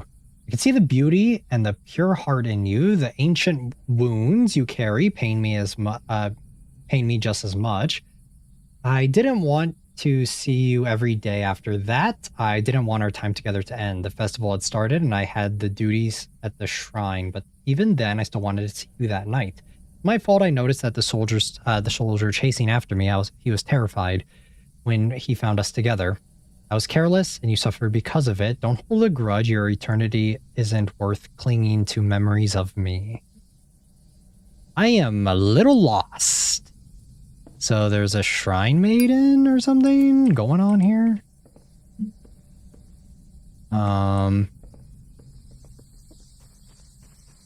So what about the scream?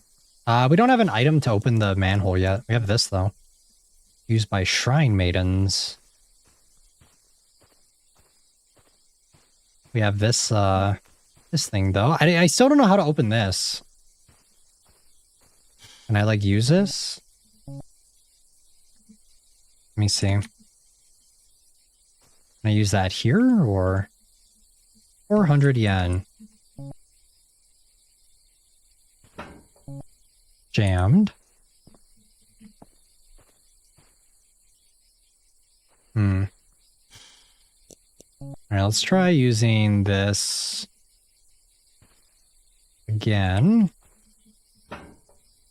Jammed.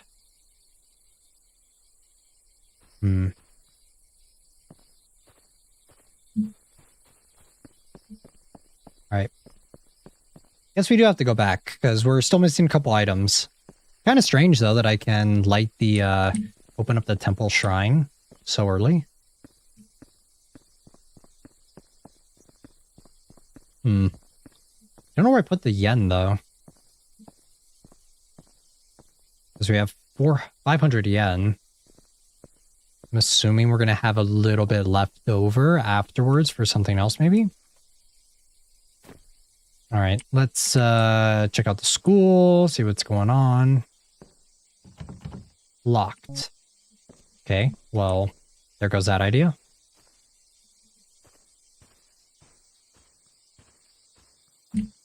Might have to go back to the temple shrine for later. Maybe not, actually. Looks like we may have to actually figure out how to do it now. Not unless we're supposed to jump in through a window here.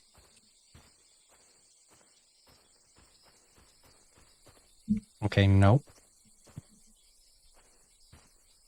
Yeah. Alright, well. Looks like we're gonna have to go back and figure something else out. It's kind of confusing on what we're supposed to interact with and what we're not supposed to. So what do I do once I have the coins? It says 400 yen, but there's no spot to place it that I could tell. Let me use this.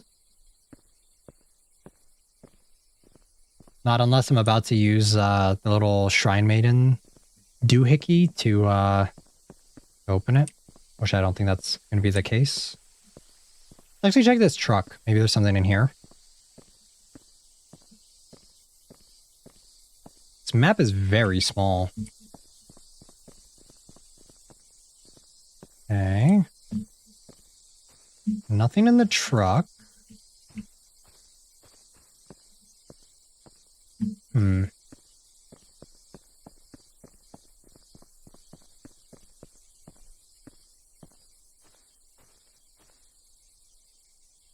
Well, guys, we are officially lost. That didn't take very long. Let me walk around here. Can I do something with this bike? I haven't saved in a minute. Oh, wait. Wait, what? Why is this here? Okay, so I guess I can use a bike. That's to deposit the item into the coin jar, which I assume is in the school. Well, how do I get into the school is a better question. Because the door is locked, and I don't have a key. This could either be really beneficial or very jank, depending on however this goes. Okay, I'm gonna go with the jank option. Okay. This thing gets stuck so easy. Come on, what is happening? Why is it getting stuck on nothing? We're running from the monster. I can't even get into the school, so... Like, we're not even able to? Locked. Locked.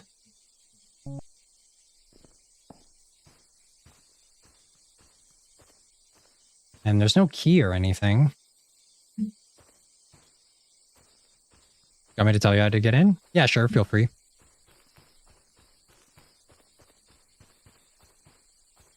Raisins are mankind's greatest creation. Why raisins? Supposed to like jump over here? Nope.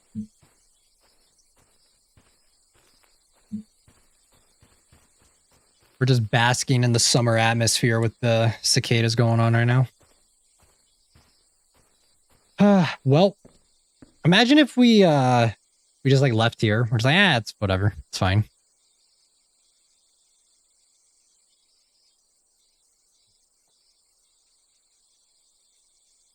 Break the padlock. Oh, on this? There's no padlock. We don't have the brick anymore either. Charger.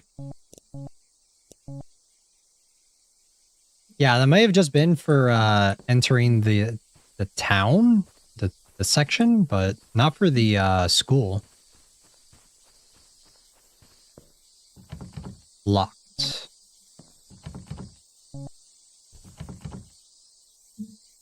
Can I take a picture? Nope. What does this phone thing do? What if I need to like take a picture of the bathroom with the phone to see? Is it like a fatal frame? Is that how it works? I'm gonna see like a ghost standing there with his hands out open saying, asking for the 400 yen.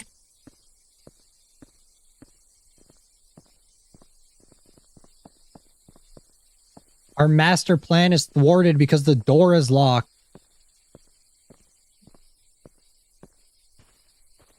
Let's see here. What's the other equipable? It's a shrine piece. Oh.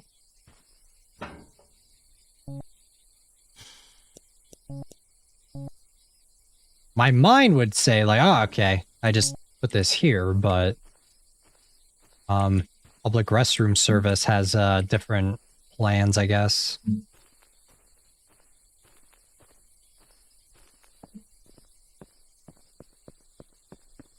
Anything over here? Nope.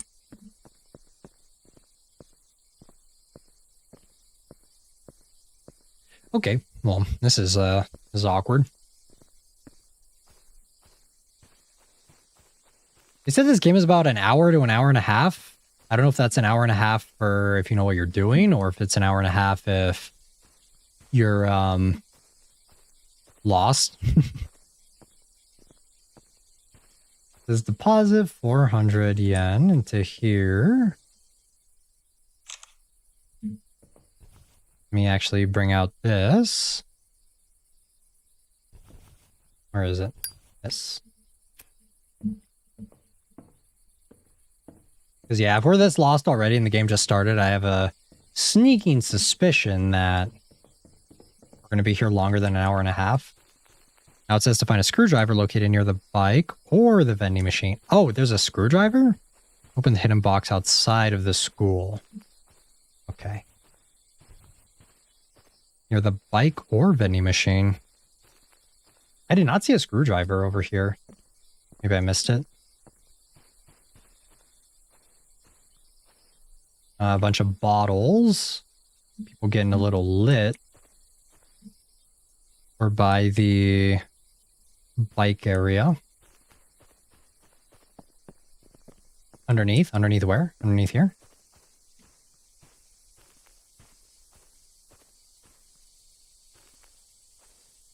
Nope. I don't see anything. Is it in the vending machine? Can I purchase it? Is it for purchase? Okay, let me go back to the bike area and we'll see over here. I already moved the bike though, so I don't know if that matters.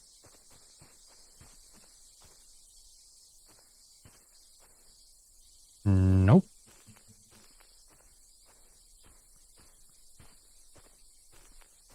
Screwdriver doko.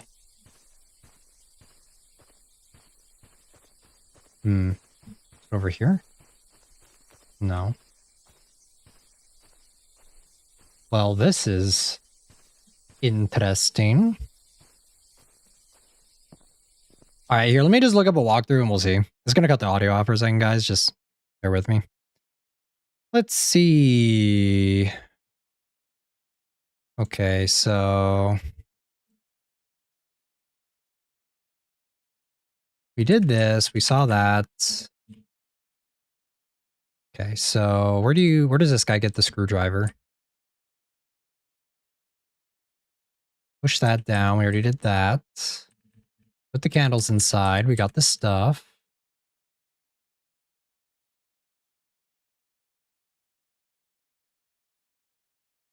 Okay, and then they go to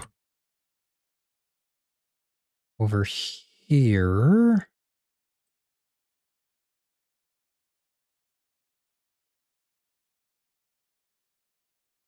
So we're doing it in the right order. We're just missing the screwdriver for some reason.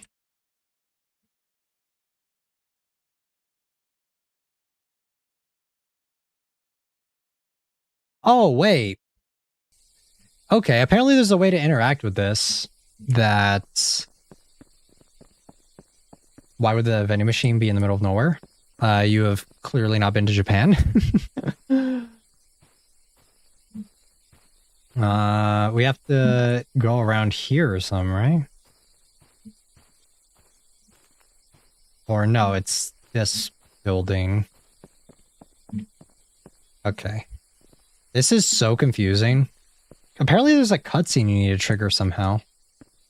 But the game is not giving me any prompt for it or anything, so it's kind of confusing. Over here. Ah! Take a peek.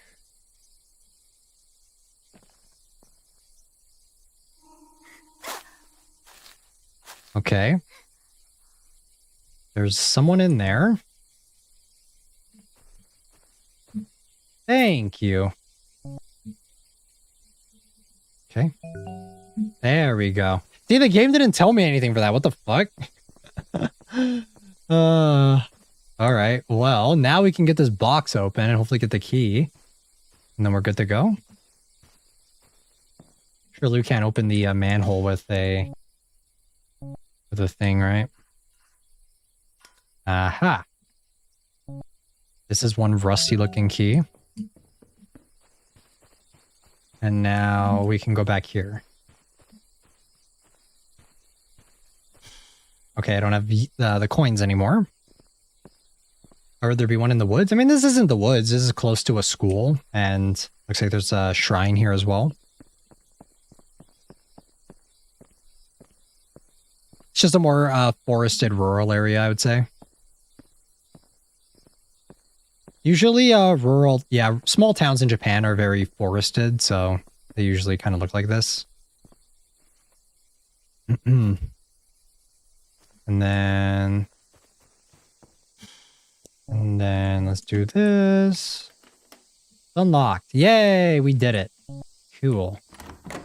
We still need a item to open the manhole somehow. Dong.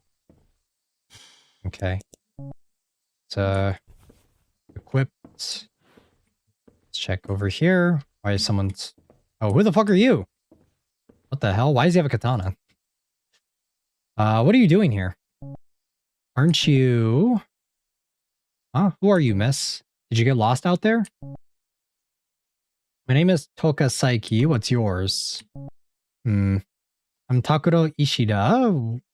What is that to you, Saiki? There are people looking for you. For all of you. What? But everyone is here. Aren't they? I don't have time for this, Saiki. I need to find it. Find what? A heart. Don't you mean the person from the manhole? I heard someone scream about that. Could I borrow that sword, Ishida? What? No. I just needed to rest a little.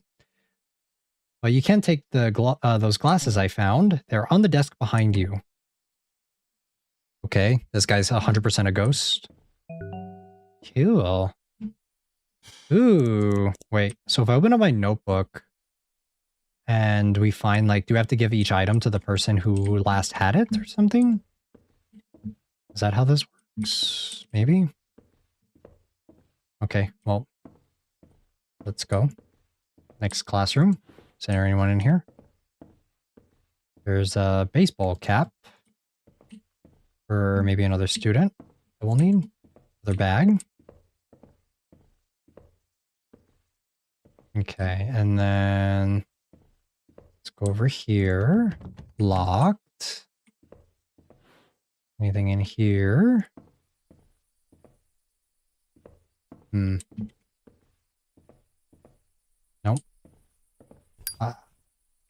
Probably gonna need to open this, right? It looks too clean. Why wouldn't we?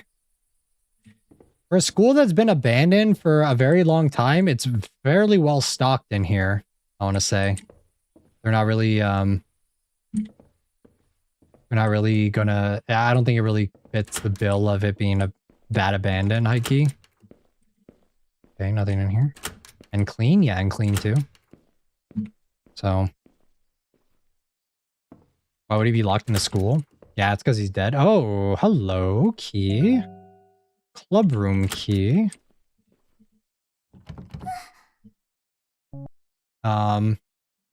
You need glasses? Here. Would you like your glasses? We're gonna be a pervert and like spy on them like we had to for the other person? Or no? No, I guess not. Okay. Well. Locked. Ooh, we can go outside in the back and see what's in here.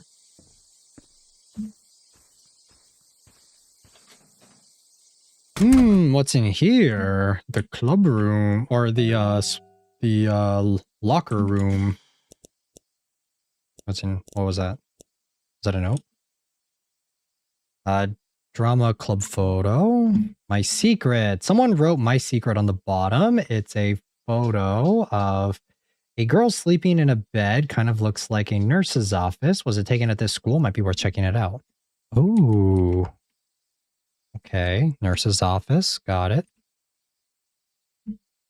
How long is abandoned for, but still expect to be dust and mold over time. Yeah, it's pretty clean. It's pretty nice. Doesn't look not in use.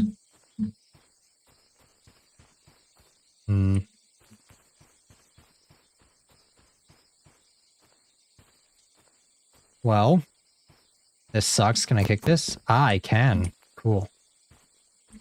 We're kind of missing some soccer goals, though. We're talking a little bit about the FIFA World Cup during the last stream. All right, there's nothing else out here. So let's go this way. Go back to the nurse's office. Because it said to check the bed. Right? Ah, right there. Okay. There's a note. What does the note say? Dirty, or I thought this said dirty diary or something. Diary page. I saw her taking a picture of me. I wonder if it's visible that I was peeking at her. She's the kindest person I've ever met and takes care of me despite my body being so weak and me often feeling moody. I know it's selfish, but I want you to stay by my side forever. Okay. Interesting. All right, well. So I don't know who this person is. Guess we need another item. Maybe, wait, what if we use this? Can we, like, cleanse these spirits? No. With the, Kagura Suzu. Like, I go back here and I talk to this dude. Oh, he's gone. Wait, what the fuck?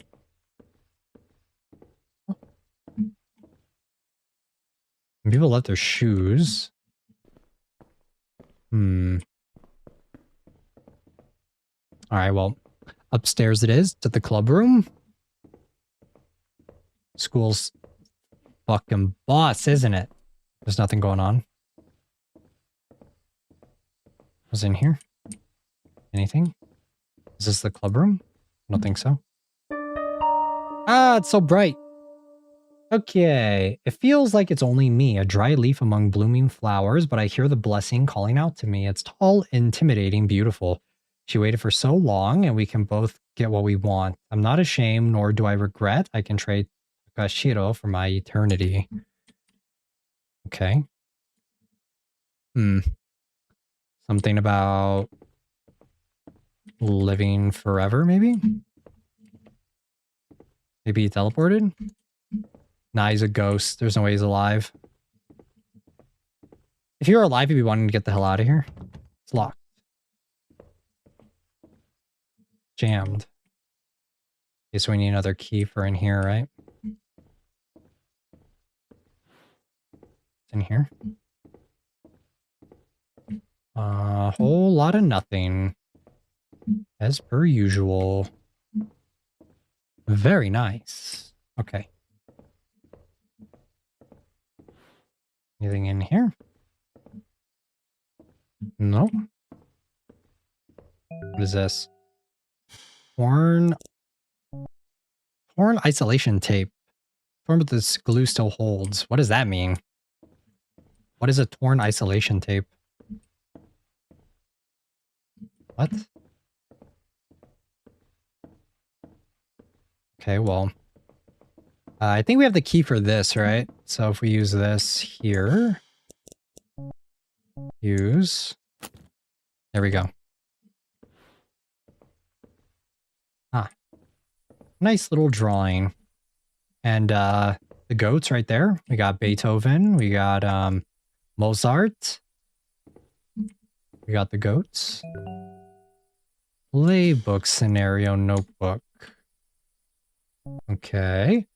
Fragment of play, probably left by the drama club. Some parts are marked with red marker. A girl stands center stage, holding a wilted flower. I've been silent for too long. It's like I had no mouth. She looked up to the crowd in front of her. Her eyes widen in repressed shock.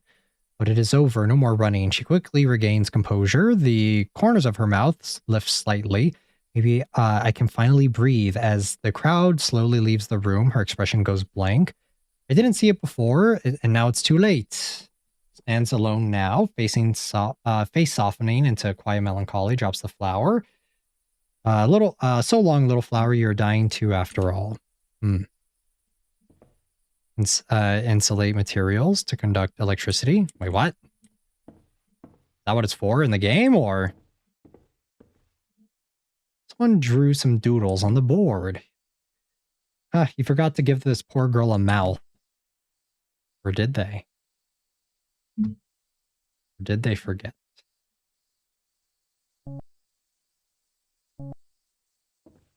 Hmm. Do I need some chalk or what do I do? No.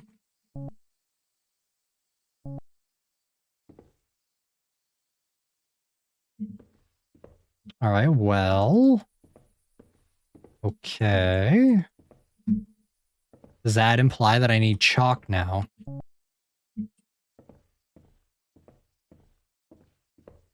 That was so underwhelming. I was like, oh, okay, new room, cool.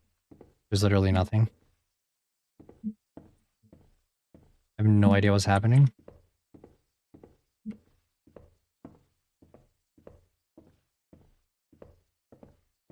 there any other...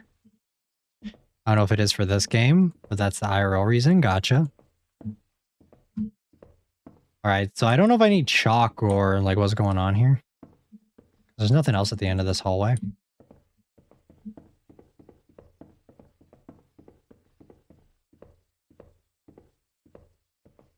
And we already went in here, right? That we did. And there were no items. I feel like putting like little glows on the items on what you can and can't interact with would definitely go a long way.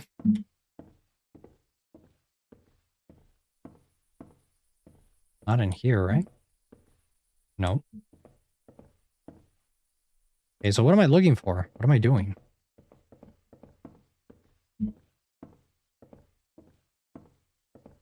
Maybe I'm supposed to take a picture of it. Let's try that. I am. All right, let's do this. What about the lockers? You can't interact with the lockers.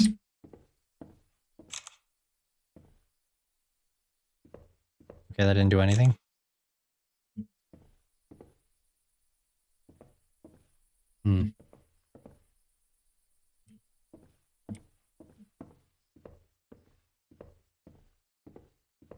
Yeah, game's very simple of like what you can and can't interact with, but I kind of wish that there was like little glowy things on what you can and can't pick up.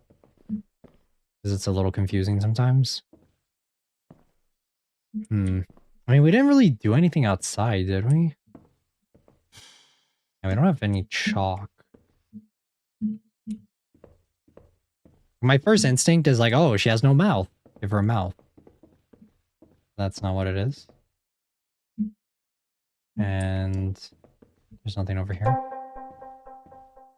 Save that.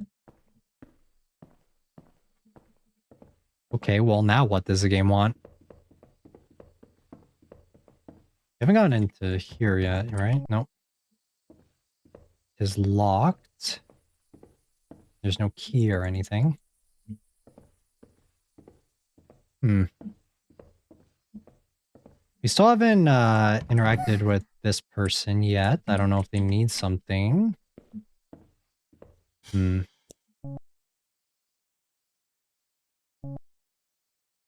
of wonder if we need to use the torn tape, but I don't know where we use the tape, so... Alright, let's see. Empty school. Use that. Oh, we have to check the phone! Okay. Alright, that's what it is. Duh. I think objectives would be good too, of like giving you an idea of where you're supposed to go and what you're supposed to do.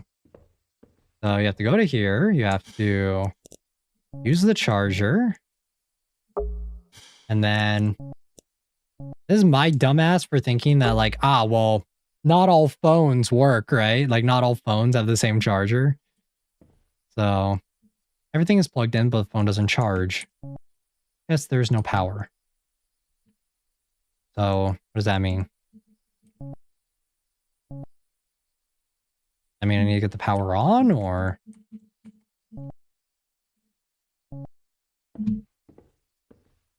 Okay, so... I use this.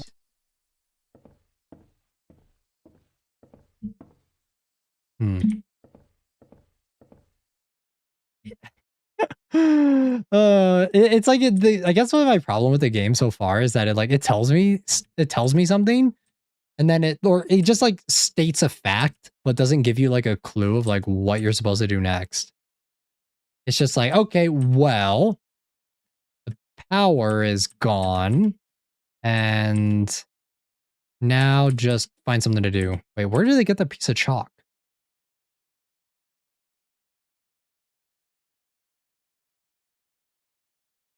Wait, where's the chalk? I didn't see any chalk around here. What? Wait, what? Guys, where's the chalk? They got that a while ago. Was it in the,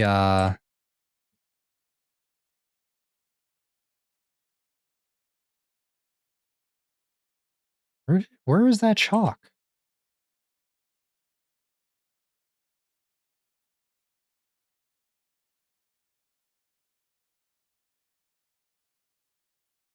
They just really give you a giant wide open area and like, okay, have fun. Oh my god, it was literally outside, but I didn't even know to interact with it. Okay, so I don't know. Sorry, now you're good. I'm just talking to myself. Okay, so it was outside apparently in the storage area out here. What is this game about? Investigating a creepy school. See, like, how was I supposed to know to interact with that?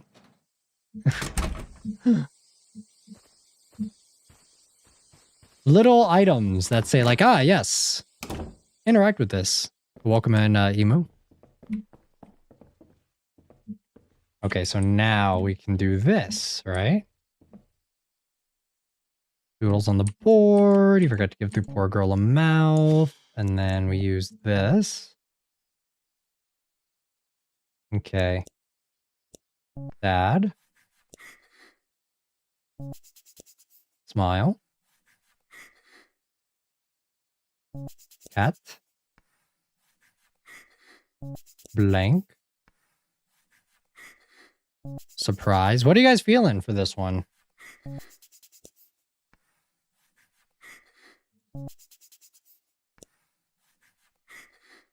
I'm feeling like blank, maybe. It's more eerie, it's more ominous, you know?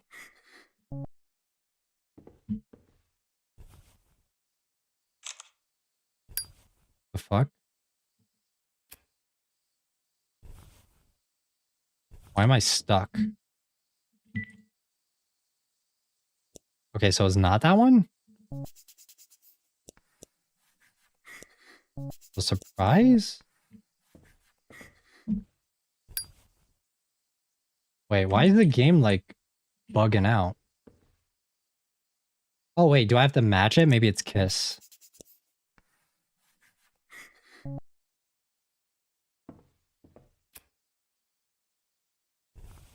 Look, I'm, like, stuck. I'm, like, in this corner.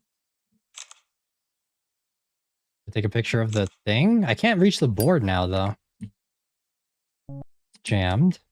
You guys see this? Like, I'm stuck. I can't do anything.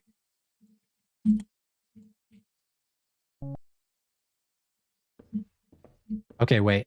I'm kind of walking? Okay, that's so strange. Okay, can I take a picture of that now, please?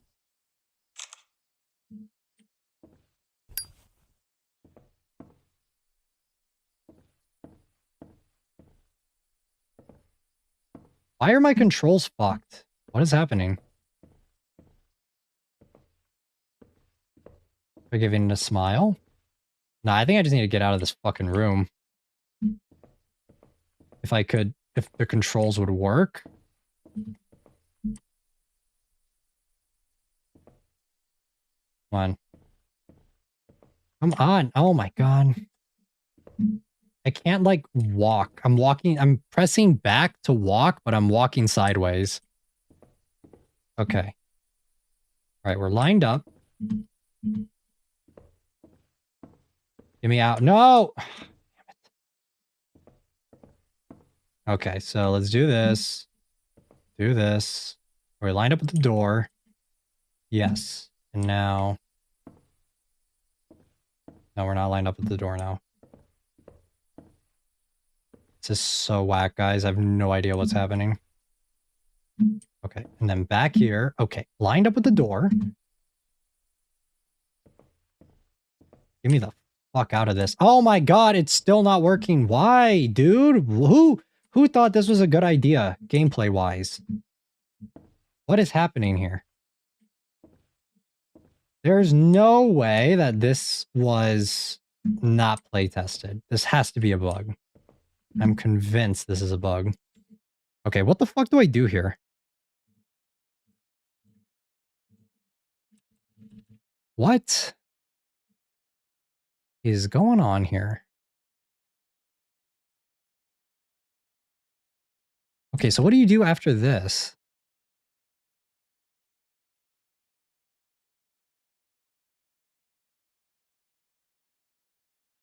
Okay, so apparently it's supposed to give you a key for another section, but... Here, let me try moving back. Okay, and then it's supposed to be... Smile, right? No? What?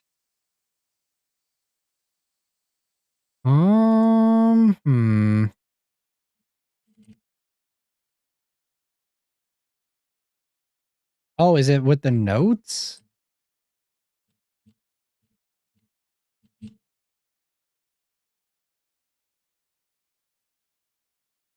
Been silent for so long. So you do surprised first. Maybe I need to go back. Surprise, then smile. And then blank. And then sad. There we go. Okay, now I'm back to normal. So whack. The puzzles in this game are so strange. Oh shit, what the fuck? Oh, hello. Hi. Can I help you?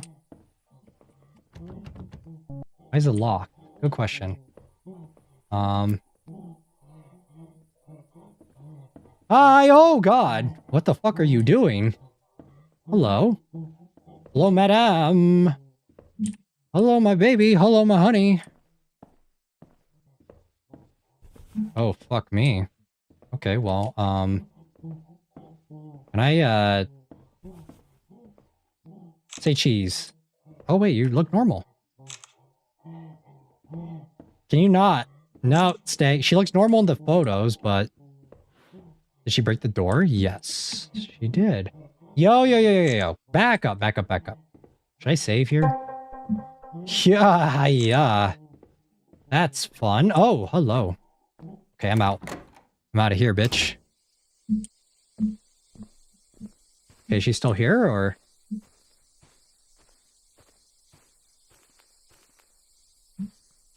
Guys, where is she?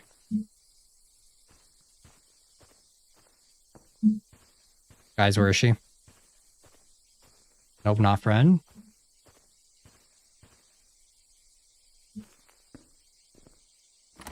Okay, well, she's still in the school, I guess.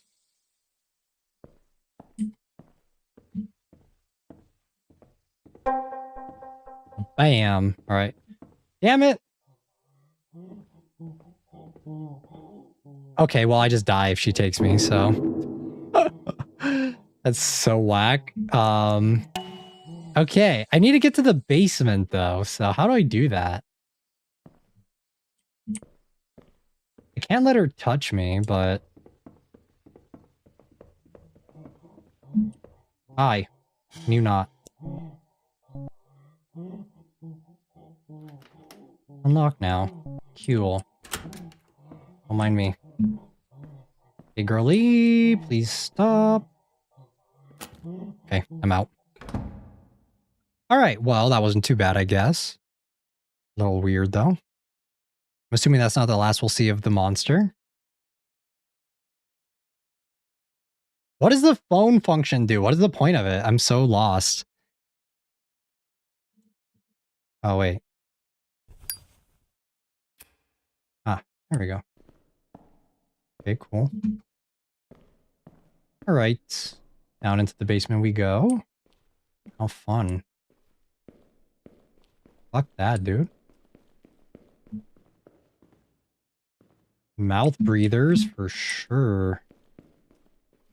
Oh, what is down here?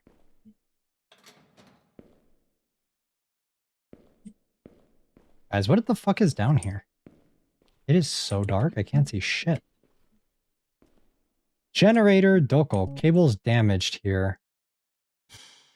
Can I use this? Okay. Wait, so do we have power? Ooh, there's a light.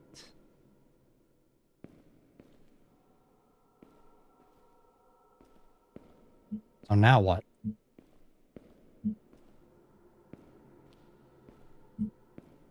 Who's taking photos?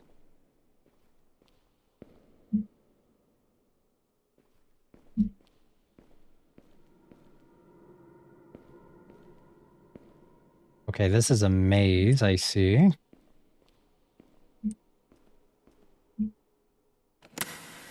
Bam! Let there be light. Woo! Hello. You better not be having a chase scene right now, because I can't see shit, man. Can't see anything, so... I have no idea where I'm going. This all looks the same. This light does nothing. It's fucking useless, my guy.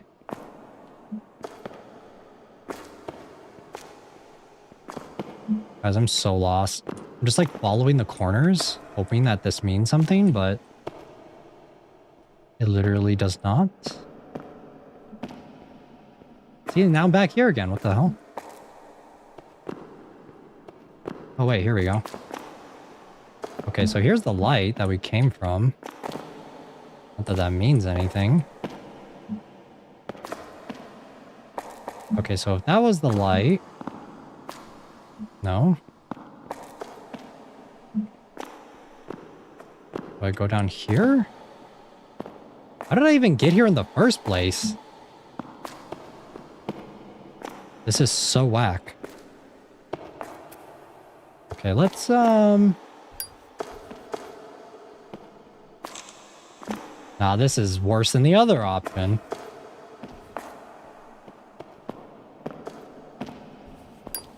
Okay,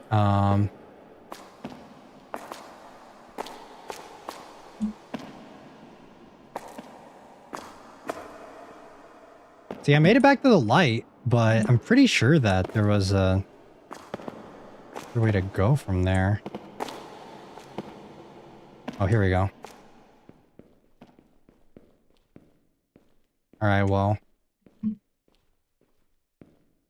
Okay, I got the power on, so does that mean I'm good?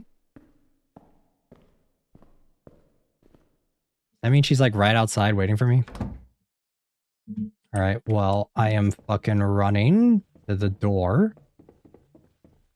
To save. And then we're getting out of here.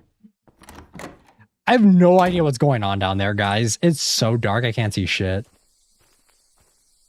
Okay. I'm gonna go back and save outside of the area. That way I don't potentially wreck myself.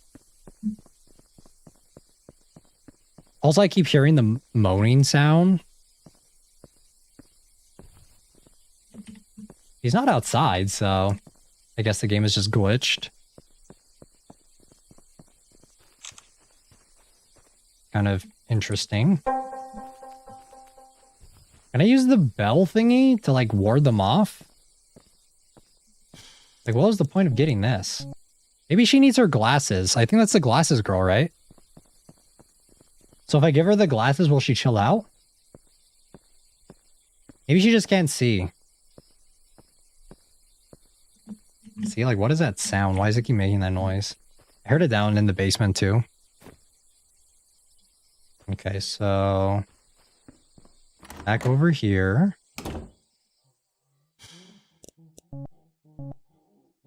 Here you go. You want your glasses? Glasses? Glasses? Broken glasses? I mean, I can't give it to you. It won't let me.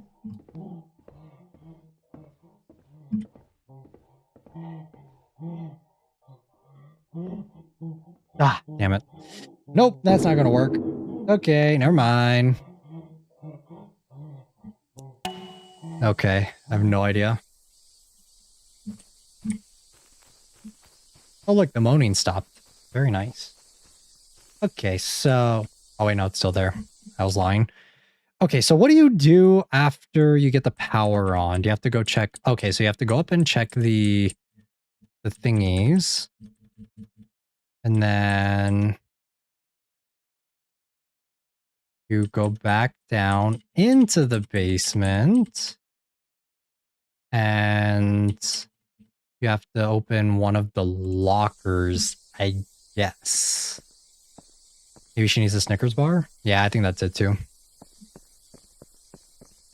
So, okay, we're going to go back. We saved in a pretty good place, so we're going to head back, right?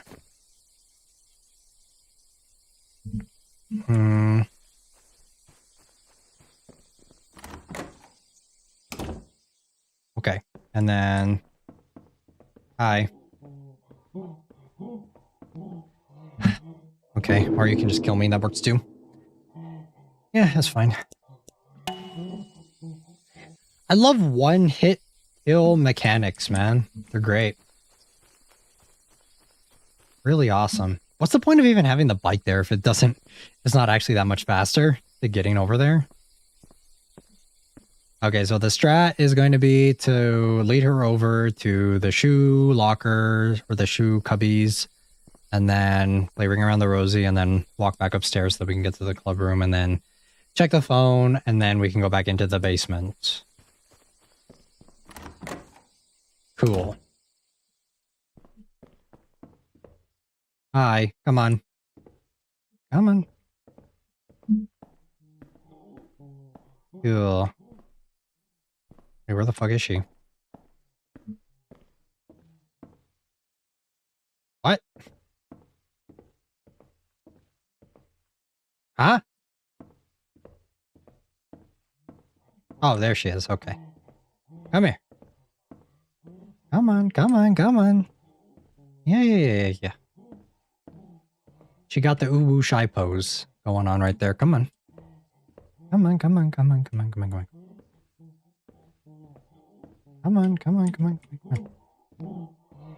Ooh. Okay, I'm out. I'm fucking sprinting. I'm fast as fuck, boy. Ooh, hi there. Lovely. Okay, check the phone. Okay, mailbox. Dad, I love you. Maria, I miss you. Where are you? Rehearsals. Okay. Want to hang out? Want to hang out once you come back from Hikagemura. Don't ignore me, stupid. Start rehearsals without me. Aoi's not feeling good. I will stay with her a bit longer. Where are you? I am with Yu-chan in the basement. I think we will manage to trap him. Remember, 0801. There's a new objective. 0801. Okay. And then no more important stuff in the phone. Should I take it with me? You won't be able to read the rest of the emails. Take it, I guess?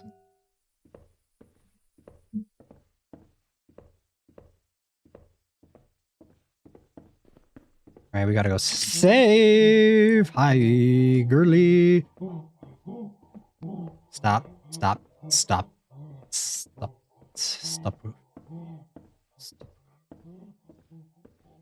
0801.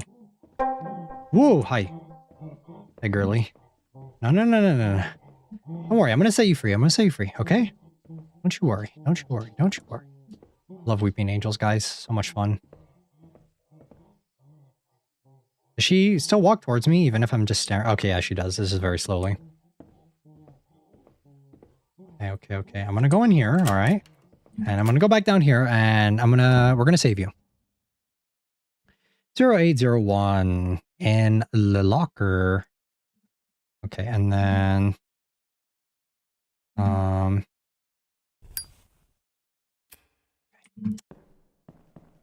in one of these doors, right? Pretty sure. 1, 2. Okay, 0. Oh wait, 0, 8 or 0, 8, 0, 1. Uh-huh. Cool. Okay, there's her body. She's dead. Oh shit. Is this the glasses girl? I don't think so. No. Okay, well. We got the crowbar now, so we should be good, right? Alright, I'm out of here. We just need to worry about her once we get back. I don't know what like the little detail means where it's like we take a photo of her and she looks normal. She did not be looking that normal. Go, save. We're out, bitch. Let's fucking go. Just that goated. Alright. Okay. Okay, she's super fast during chase scenes. Maybe take a photo. Oh, to slow her. Does it slow her down? Where did she go? Oh, no, I'm not going to ask questions.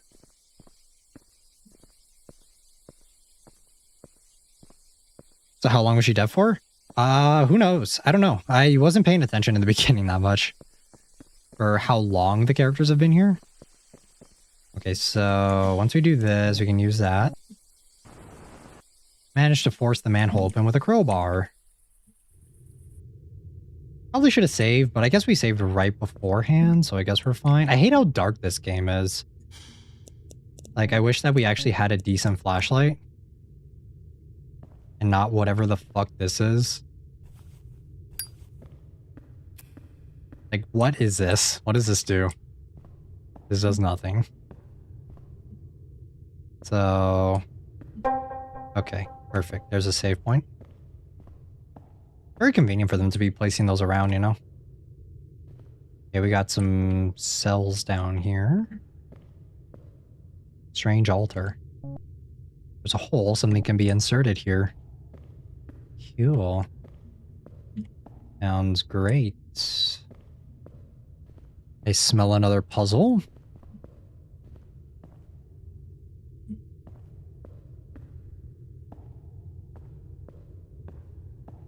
Oh, there's some over there that I need to get. I think. Another item for another altar. Okay.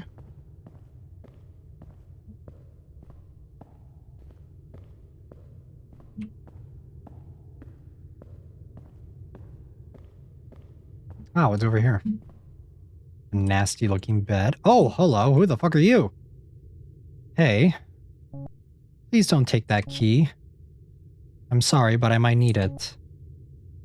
I must watch over it, like I always did. A key. I don't see a key. Oh. It burns. Okay, so I can't? Okay, do it, take the key. I can't take the key.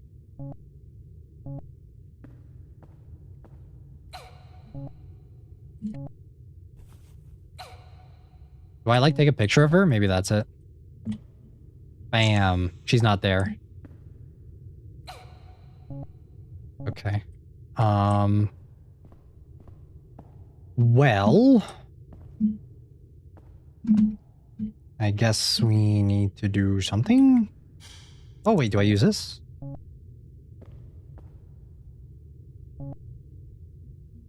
Okay, skip that. Can I grab it now? I have so many items, but I don't know what I'm doing with any of them. Do You need this? Can I trade you the key for the glasses? No, I can. Okay, never mind. Fuck me. Well.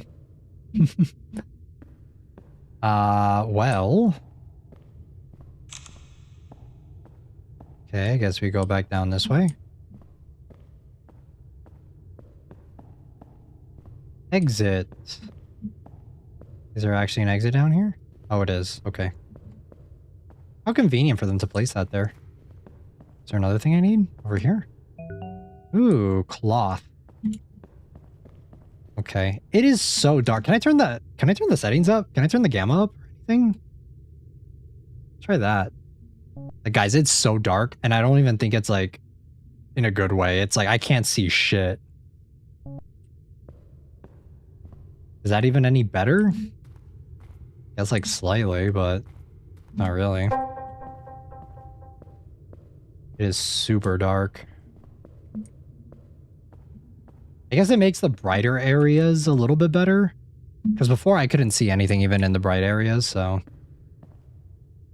Because it just kind of evens everything out.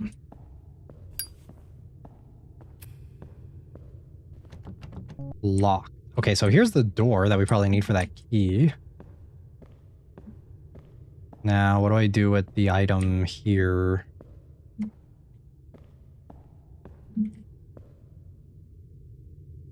Do I need to, like, put the items that I currently have at the altar, or...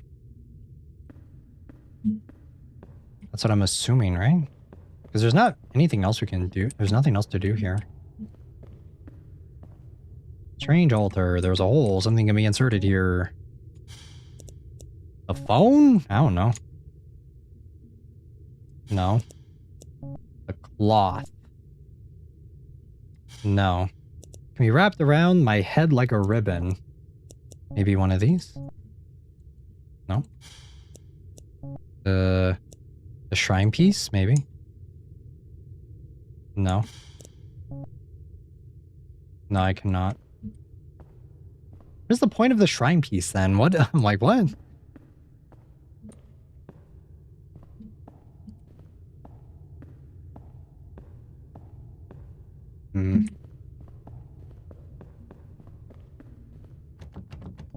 I can't grab the key, so... Was there like another item that I was missing? There wasn't really that much to interact with. Okay, back to the walkthrough, I guess.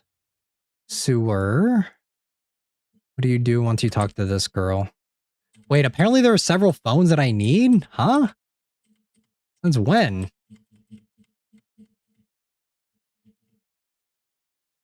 Since when were there several phones that I needed to grab? I do not remember that at all.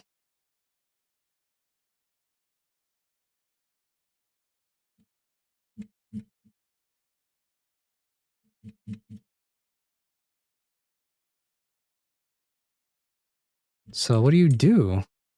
Apparently there are 3 phones that you're supposed to collect. I only saw 1. I don't know where they're making up the other 3, so... So how do I grab that key then?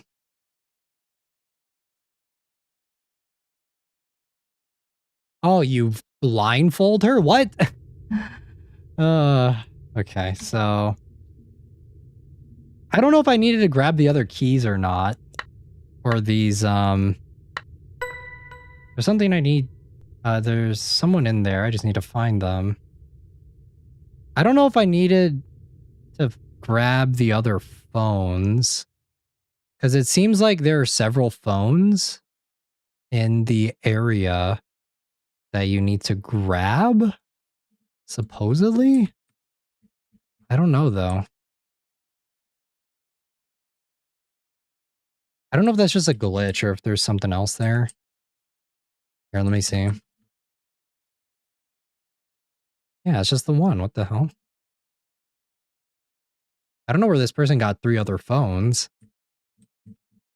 I'm just hoping that... Okay, let's skip through here.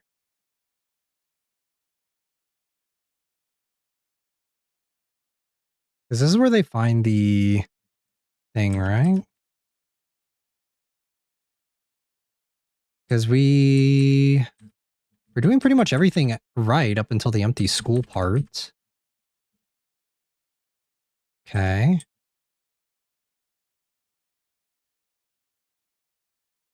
We fixed the thing with the tape. We did that.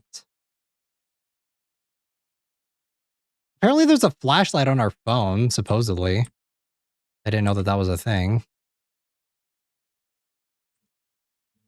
Okay, so after you get back, you have to grab the phones from the other areas? From like other rooms? Ah, wait, no. What?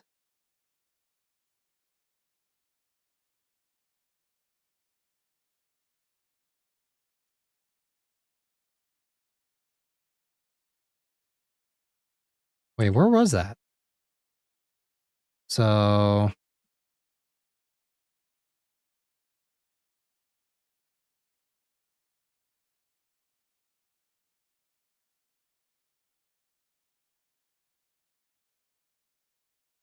Oh, I guess it was a glitch. Okay, so we are good.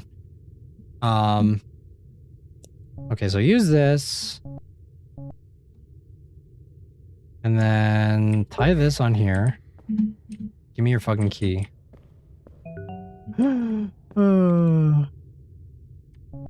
Sorry. I need the key, alright? So if she just doesn't look at it, it's fine, I guess. Yeah, I guess when that person... I guess there's another glitch where if someone opened it,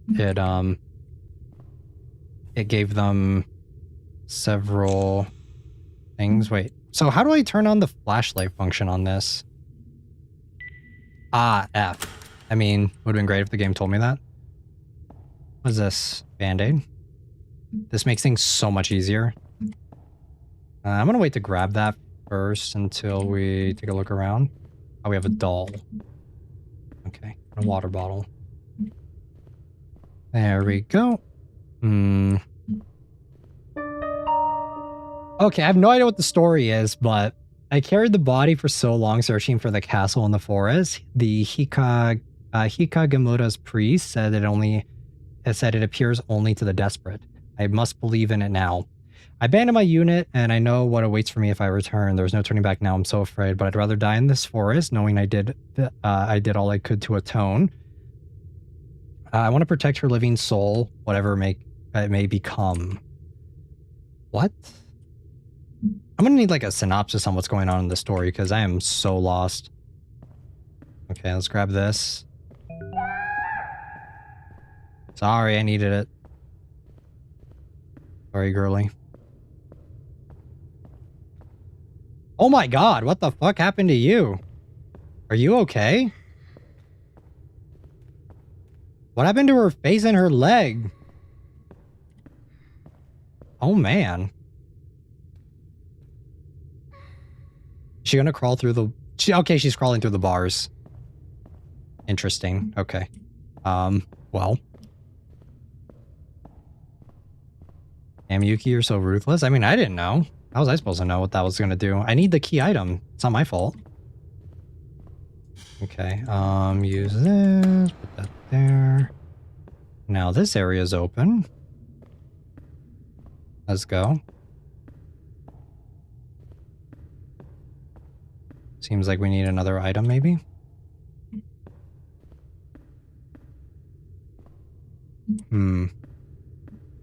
Where is this, man? What is this underground bunker area?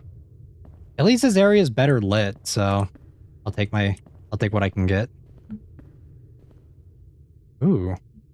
Wait, no, this is the exit. Isn't it? What the hell is this?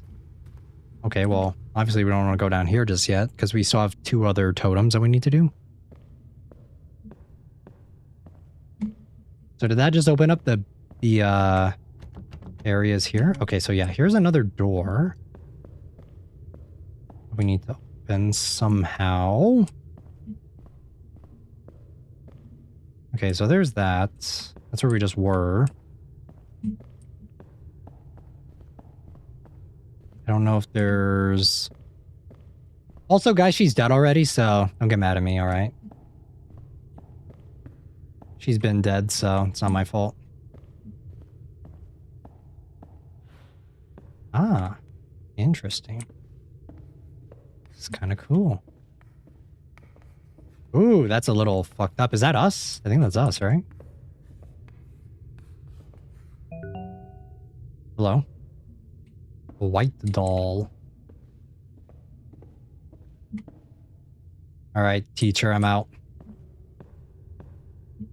Jammed. Why she stop writing? No reason, I guess? Cool. Oh, hi.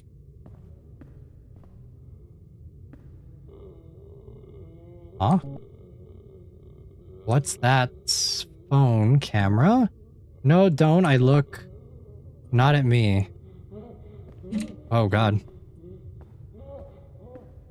Okay, that was a little disturbing.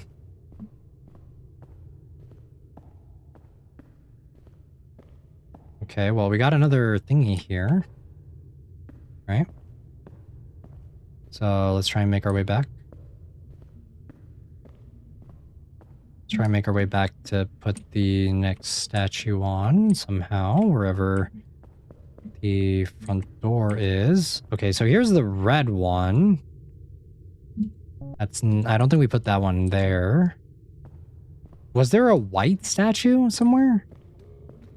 Oh, God! Oh, shit. Okay, that scared the fuck out of me. I was not expecting that. Oof. Okay, so we actually have an enemy here. She doesn't like the camera, though. They got me good. Just need to keep a lookout. So do I go down here? Like, what's up?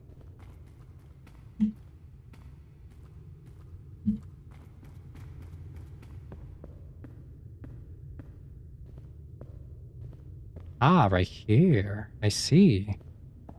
Okay, so we need the red statue, don't we? Okay, so let's put this here. Bam. Okay, that's still locked. Can I get another bag to save, please? We haven't had one in a while. No. Cool. If I die and I lose all my progress, I'm gonna be kind of pissed. Afraid of cameras? This specific ghost is, I think. I don't think the other one was.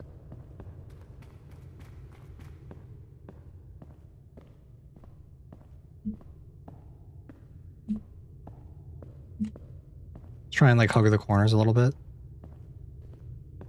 There's the door. Oh, God. No! Are we for real?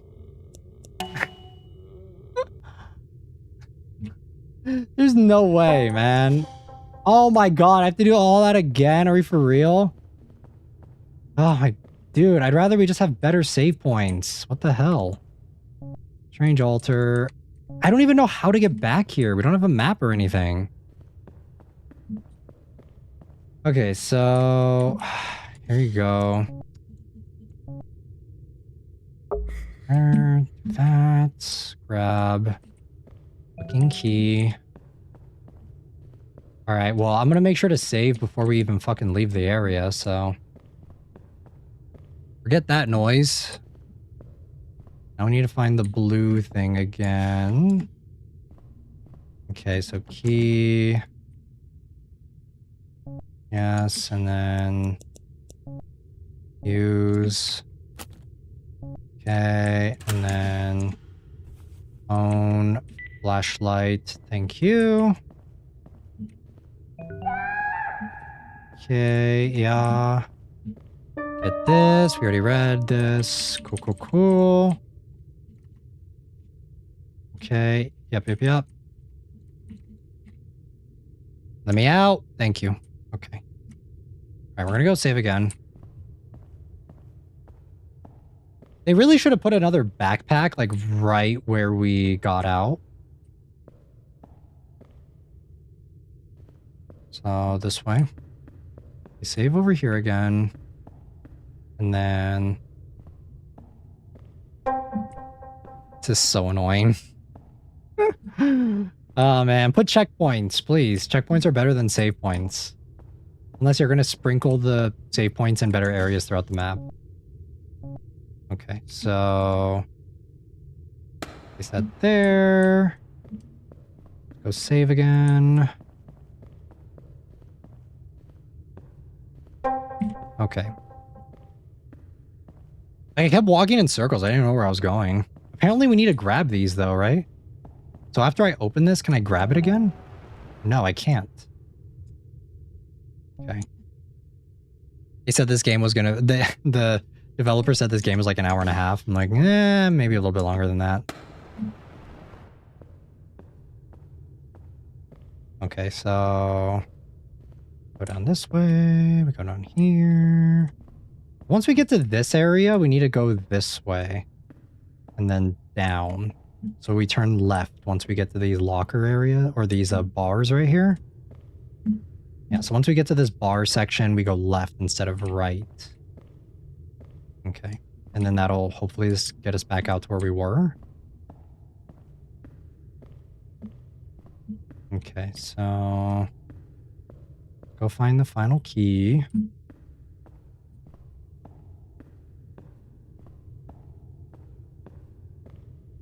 It was over here, right? Where was it? It was in one of these rooms. It was in the room with the thingy, right?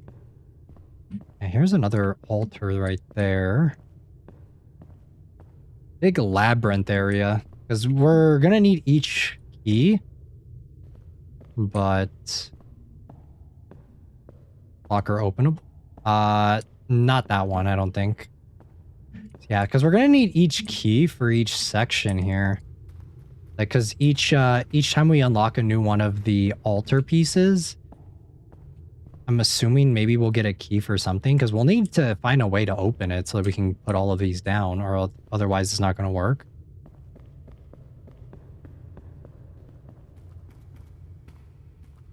It's as soon as we grab the first statue, though, that's when the monster gets triggered, or the enemy. So... Alright, let's go down here, go over here.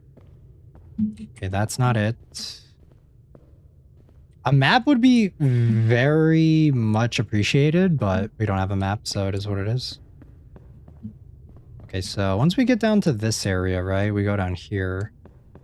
And then around here. And then... Yeah, I think it was this section, and instead of going left, like we normally do to get out to the exit. So we would normally take this way. Oh, hi. Okay, she's still crawling. Instead, we turn right, get out to here. And we need to start taking photos of the monster. Oh, there she is. Okay, so it's her.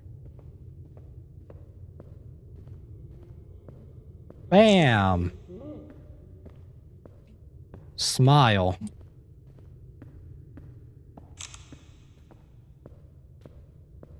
Okay, I'm gonna go save. I'm saving, I'm not taking my chances right now.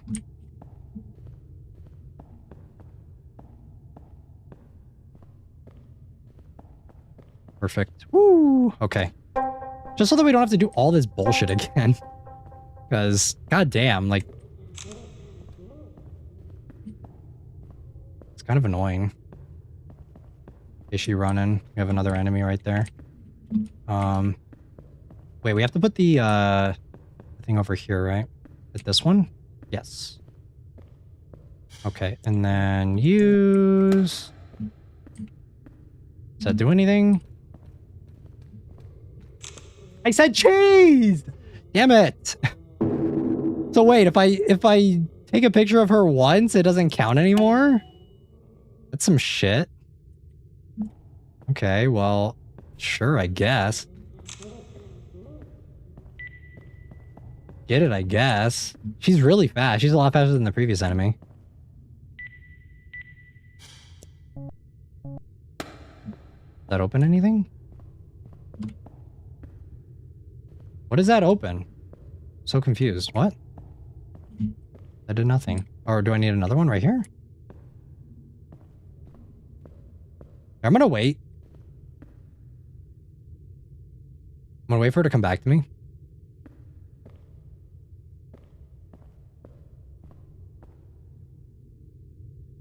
Oh wait, there she is. Say cheese. Okay, so it does work sometimes. It's kind of strange. Okay, now she's just sitting there pouting. You do you, Chief. I'm not mad. It looks like it opened something. Run. Wait, should I save? Yeah, save again.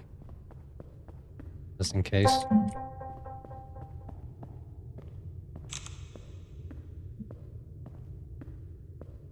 Say cheese. Ooh, what's down here? Ah, there's that blue key that we needed. Cool. Go back. Go back. Okay, save again.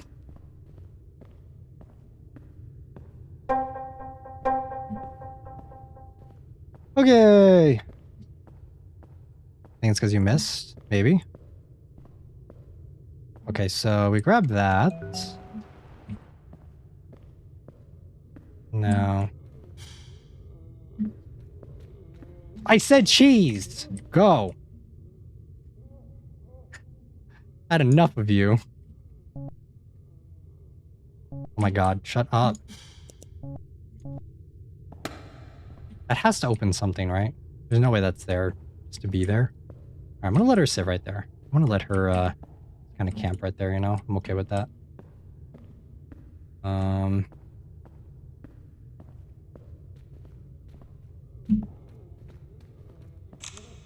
Right in your face. Well, we have the key now, so we can get back to that other area real quick. To unlock the door, I think, right?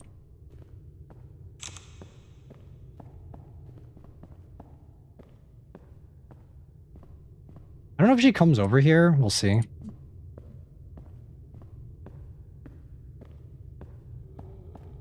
Hey, yo, yo, yo, yo! Back! Back! The fuck up. Thank you. Capiche?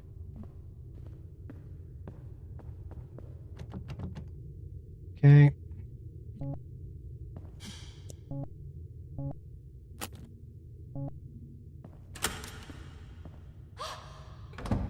Hello? Huh? Who's there? Somebody came? Please come see me. Guess I better see her first before I go any further. Wait, what? Are there a bunch of these stone statues here? See who? Or are they up there? Oh, okay. Yay! Save! Thank you. Okay, so we have a couple other people. I can't believe it. How did you find me? How are they alive? Was it you that screamed a while ago? No, it's very quiet down here. Strange. What's your name? I'm Maria Takashiro. Aren't you part of the drama club from Kawasato High School? Yes, I was taken away. My name is Toka Saiki. I came here following the disappearance of you and your friends. I wanted to head back, but when I heard that scream, I had to come down here. Yeah, I'm thankful for that, that you did. Can you help me please lift the gate and lead me out of here? I have a weird doll with me. It could help us. Let me take a look around. I'll not leave you without you, Maria. Thank you, Saiki-san. Okay, she's real. Like, this is underneath a school, like, who built this, right? How do I get this open, though? What? I don't have any items that could help me open this, so... I need that doll, though. There's no way I can, do anything without it. Strange altar. Oh, something can be inserted here. Oh, I need it for this. Backtrack City, baby. Oh my god. Okay. We're gonna have to go all the way back outside. We're gonna take a picture again. Make it all the way back there. And then maybe we can make it. Oh god. Oh shit. I mean, it works. It gets me. It's like jump scare city. It's right there. Okay, so she's hiding right around the corner. I can't say that it's not effective because it's been getting me. White doll, one of those? Yeah, there's only one. Okay, so she's right around the corner. Okay, or maybe not.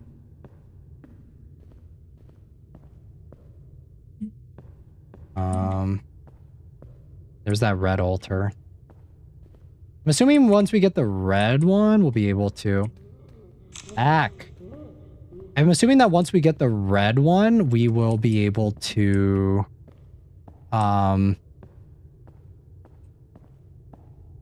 we can actually start... Like, we'll open up the red area, and then we can make it back.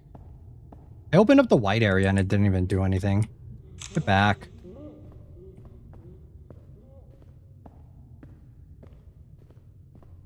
Just need to make sure that this is, like, actually facing her, though. And then there's another enemy right there. Okay, I'm gonna save right here, just so that I don't get fucked over. We have to walk all the way back here again, because that would suck. And then... Cheese! Okay. And then... do it again, just to be on the safe side. On.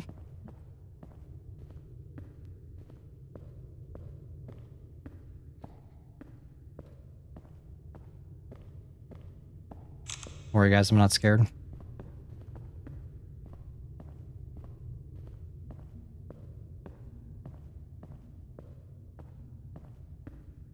Oh, wait, I think it was this way. Hi. At least this one's a lot easier to deal with. I'll take that. I'd rather an enemy be easier to deal with than more annoying, so... Fine. I'm pretty sure she's walking through walls, though. Hi, key. Okay, here's the room. Yeah, we did it. Okay, let me save. Let's close the door. I don't think the enemies can go in through here, but I'm gonna save just in case. Okay, so save this, and then... Are there any items in here that we can grab? I don't think so, right? No. I don't know if we're supposed to grab all the secrets, if that gives us like a different ending or something, because there was another secret. I don't know if you guys think it's worth going back and trying to grab it, but I'm assuming we still might be able to get it once we do this, so we'll see. Okay, so it's this one right here. Because we need this final doll anyway, right? Wait, what? Why isn't it opening? Oh, it's a different one. Okay. Of course, it wouldn't be that simple. That one? No. Okay, so it's opposites. Okay, then use this. That one? Yeah, there we go. Okay. Sweet. Give me that. Okay, I can't even grab it. Thank you so much, Saiki-san. May I ask something? Yes. Can I follow you anywhere you go? I don't want to be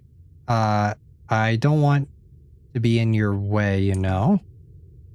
Of course, don't expect me to be a perfect guide, though. There's a strange creature walking around. Have you seen it? No, I have been all alone since I got here. I know nothing about it, but it's comforting knowing that it was there. Wait, what? Huh? I thought there was no one else in this world. Yeah, sure. Stay close to me. We better get moving. Oh no, is this a fucking escort quest? Oh, great.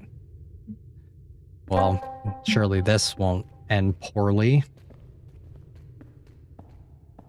Okay, so... You gotta grab this. Or is it like she'll be gone now? Damn it, man! What the fuck? Okay, so we can still die. Great. Okay.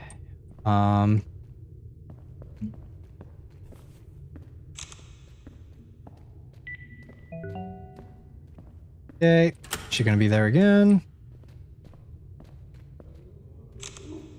Why? What the? Dude, that's so annoying. So you can't, so the flashing doesn't work unless she's like actively pursuing you. What? Why? Why is that a thing? Okay, well, here. I'm gonna grab that. That way I don't have to keep grabbing it over and over again. Probably what fucked me up so many times. Watch, and of course she's fucking gone this time. Okay, we need to go this way. Like so random. Okay, so she doesn't mess with her though, thank God.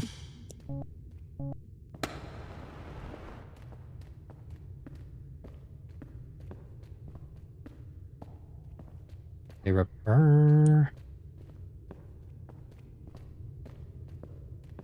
And then, all right, let me go save over here. Isn't it a little sus though that she doesn't recognize her? Okay, I just died. I didn't even see her coming. I didn't even hear anything. Now that there are like two sets of footsteps, I can't tell anymore.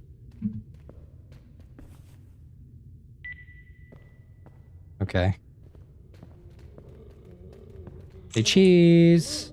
Smile for the camera. I think I need the white doll for this one.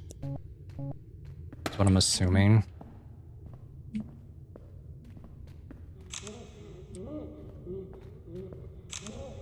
Okay, there we go. Wait! Stop! Okay. Okay, there we go. Grab the final note. Do we even care about the story at this point? She tries her best to smile even when her body aches. If I could take all of her pain myself. It's not fair that I'm never giving up on Aoi-chan. I'll stay right here by her side for as long as she needs. And when she gets a little stronger, I'll take her out. Shopping, movies, anywhere she wants. That's cute. But I don't understand what's happening in the story anymore. Okay, let me save again. Because we haven't saved enough, I guess. Hey, cheese! Bye-bye! I'm assuming that that's who this person is, right? Is Aoi?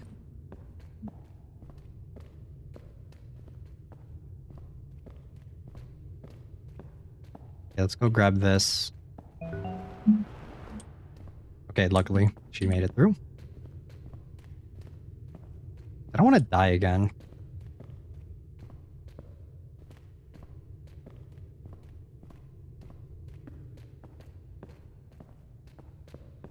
Okay, we're making a mad dash for the exit. Let's go.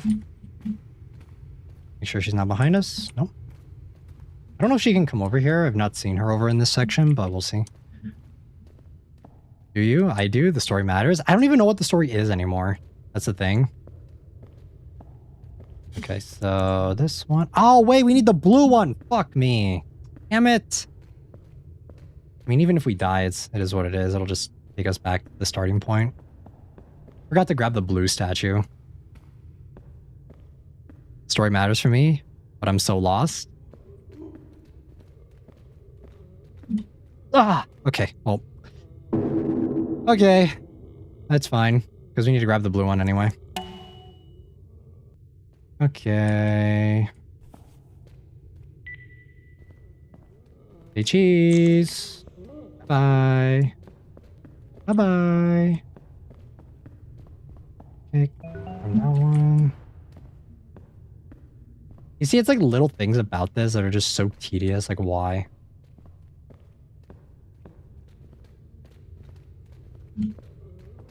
Cheese! Okay, I'm gonna save again. since we got this thing, like since we have all three of them now, or after we will have all three once we make it over there, but now we can just completely run.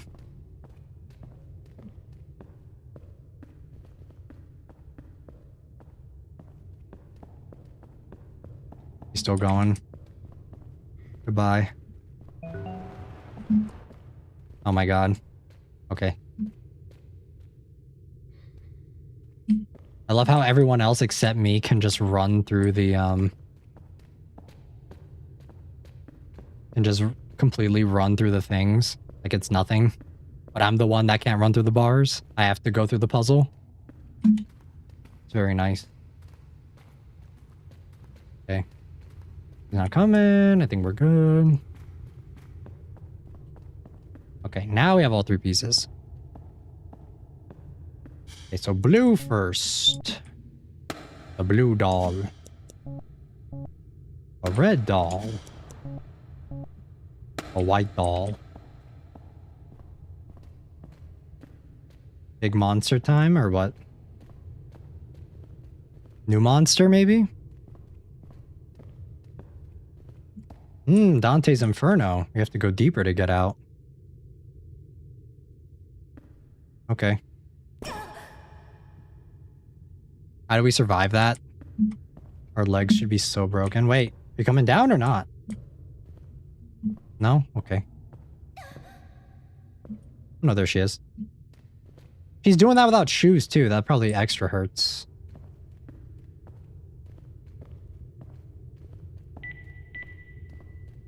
All right. Is it time? Can we get out? Does this mean we made it out? Wait, where is this? Where the hell? Oh, this is the school. Okay. Flashlight again. Ew. Maria-san is in distress. I should talk to her first, then we can search for a way out of here. Okay. Are you in distress, Maria? Are you okay, Maria? We finally made it out of that dark place. I can feel it. What are you talking about? You're not alone here, Psyche. Well, no shit. You and me, because that was a bit underwhelming after some time. I prefer that over the Weeping Angel one.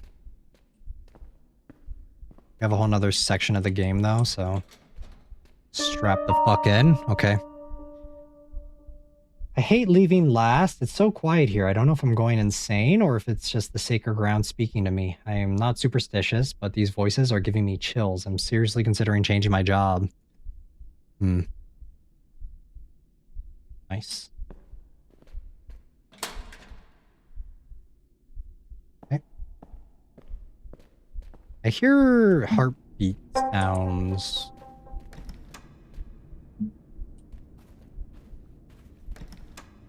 Okay, open these doors up.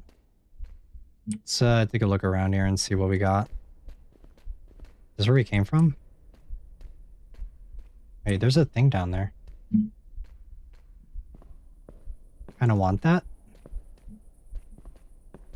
I'm probably gonna go down and grab that last piece because I'm assuming like the true ending you want to get all the little lore tidbits and shit, so I'm gonna go down and grab it real quick. We die, it is what it is.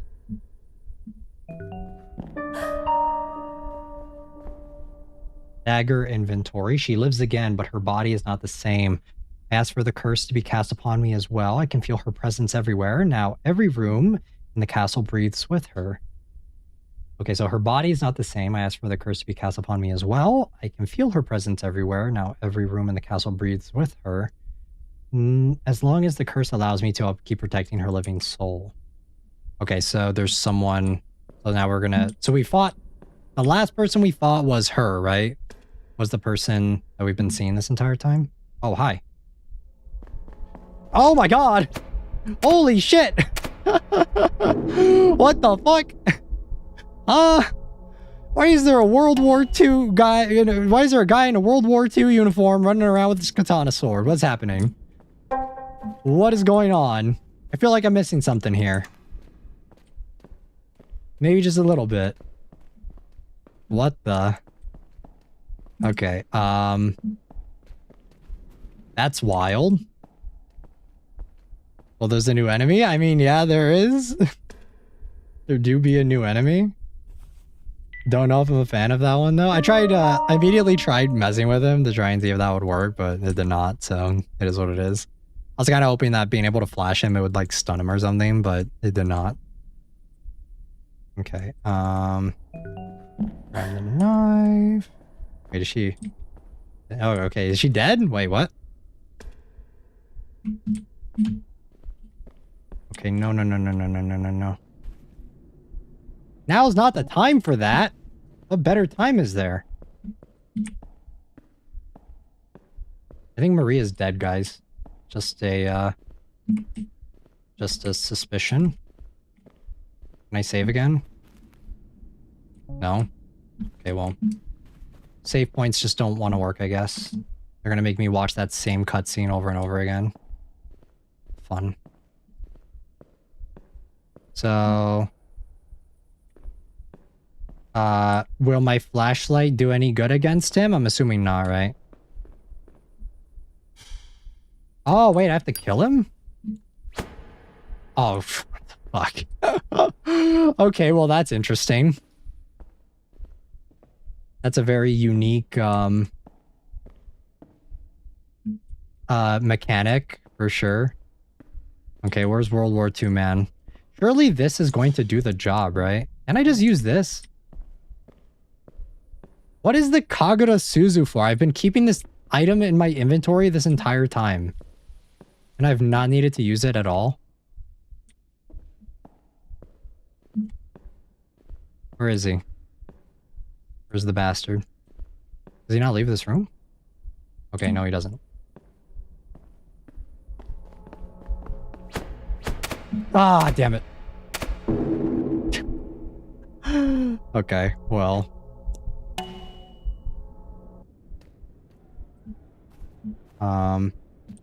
Damn it. I hate that it respawns me right here. It's so annoying.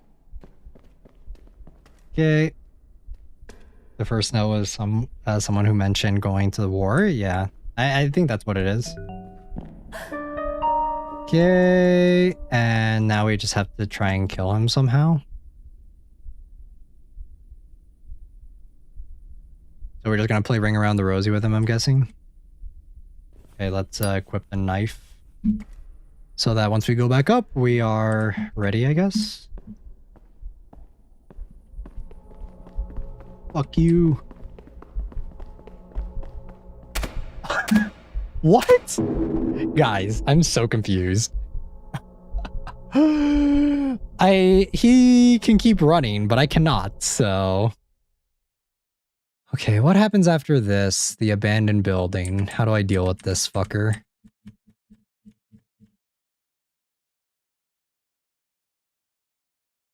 Oh! You have to flashlight. You have to take his photo. That's so goofy. That's so crazy. What? Okay, so you take his photo, you blind him, and then you attack him with the knife? Okay, guys. I know what to do now. They're so like hit and miss with the with what the enemy things were. Like it's so strange. Okay, so once we come back up here, I tried taking his photo before and it didn't work, so I was like, what? Bam.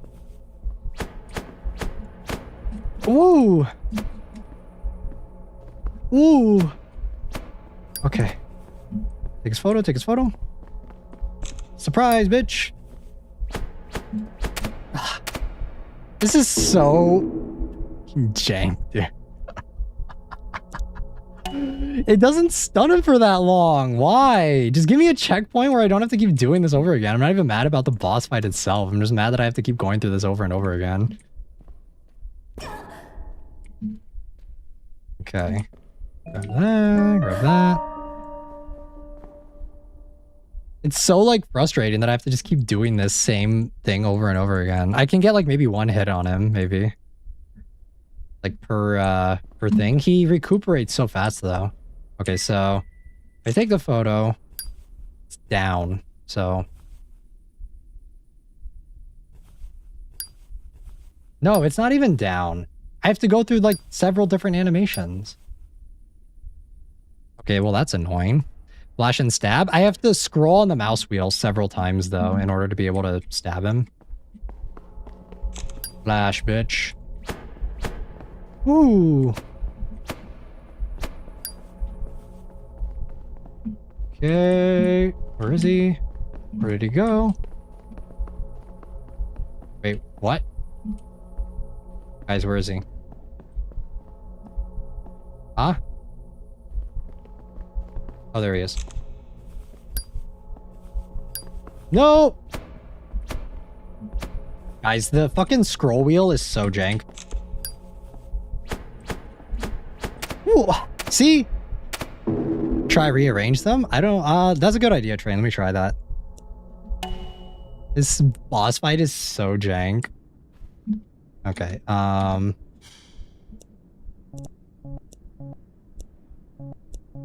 you cannot, apparently. There's no way, guys. There's no way.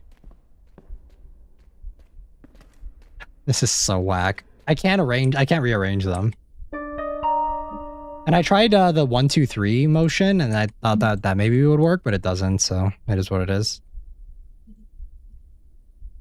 Yeah, you have to like sit there and wait for the full rotation in order for it to work. And it doesn't even work how you would hope, where it's like, oh, well, maybe I can like do this. Because see, once I grab the knife, number pad, it doesn't work. It doesn't work, Train. I tried it. Like I was kind of hoping that it's like, oh, I use the flashlight and then like I can quickly grab the thing.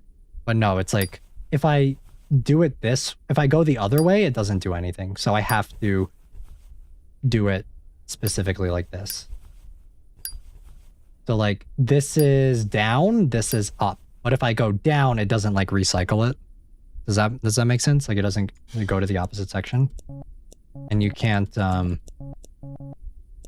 like swap them or anything. So this is gonna be a fun time. Interesting. Interesting in a bad way, more like. Okay, come here, you bitch.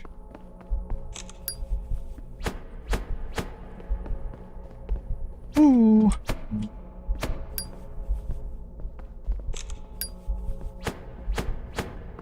Okay, run, run, run, run. Or I can arrow keys. Arrow keys would be even more inefficient, Train, because then I would have to like move my finger over to the thing. Does that make sense? And I'm trying it now. It doesn't work either.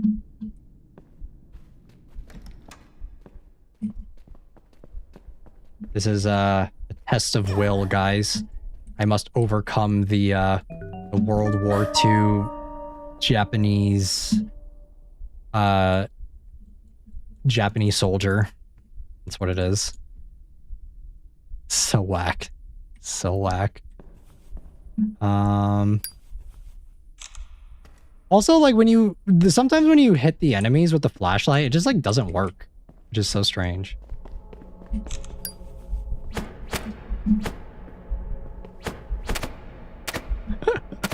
How many hits do I have to get on him? I guess maybe here, let me check the walkthrough and see how many hits I have to get on him for an idea, just for reference, so that we know. Okay, so 1, 2.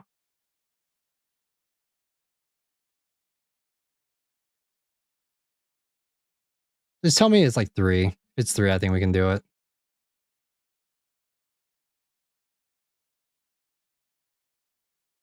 Oh, he gets slower though. Okay.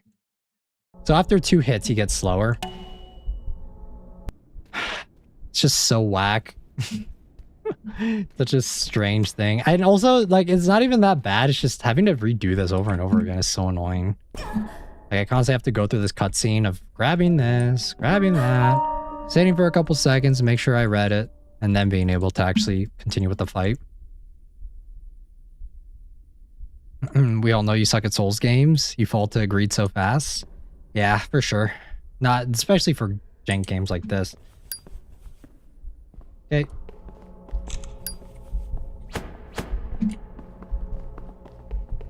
Okay. Okay.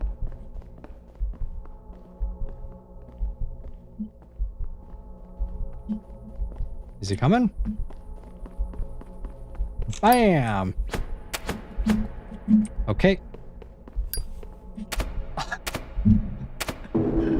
The sprint button! The sprint button! The sprint button, guys, it doesn't work. It doesn't want to work. Or, oh wait, that's right, we have a certain amount of sprint. That's right. Okay, I forgot about the sprint bar too. Sorry. My bad. I just think that this fucking boss fight is very poorly designed. Okay, come on, come on, come on, come on. Just let me finish it, alright? Okay. Okay, we just need to get like 2 hits on him. Just 2. Just 2.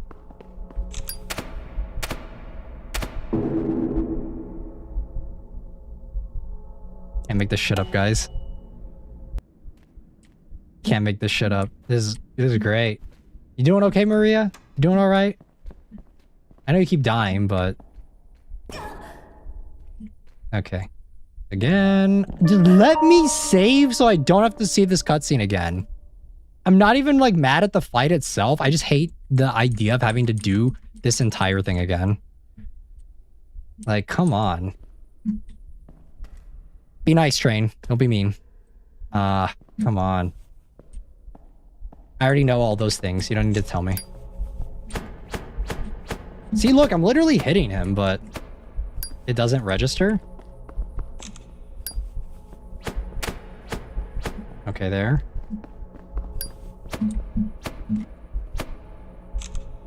Okay, nope, that's not gonna work.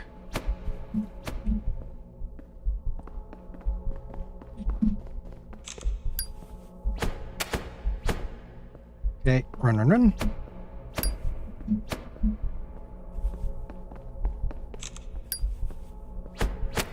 Die, bitch! How many are we at now? That's 3. Is he slower now? Nope, he is not. Here, let me,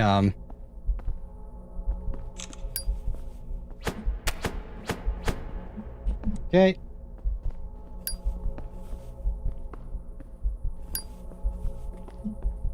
Come on. Let me swap. Thank you.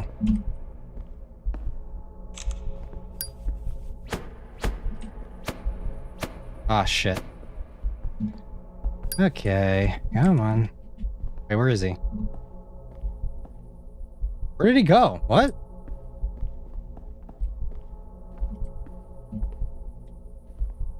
Guys, where is he? He just, like, despawns sometimes. It's so weird. What the fuck? Huh? Oh, there he is. What? Where did he go? There we go. Yeah, we did it. We won. Can I save now, please? This is not the time for that. Well, you know, well, if the game wasn't fucking shit, and if the game let me fucking save and had better checkpoints, then maybe I wouldn't be feeling the need for that. Okay, so now we get his little thing. What is this? Dropped by the soldier. It looks like some family crest. Cool. Can I save now? Yay, thank you. I don't even care if he would be like chasing me. If I could just save so I don't have to go through the cutscene again, I would be more okay with that. I'm teasing you lightly. I do this all the time as well. Yeah, I'm just saying. I'm already frustrated, Train. Teasing even a little bit is going to annoy me right now. But it's okay now that we finished. You don't need to point out the obvious. I already know I have poor gaming skills when it comes to resource management and playing. Okay, so now what the fuck do I do? We've solved one problem and now we have another one. Where's Maria?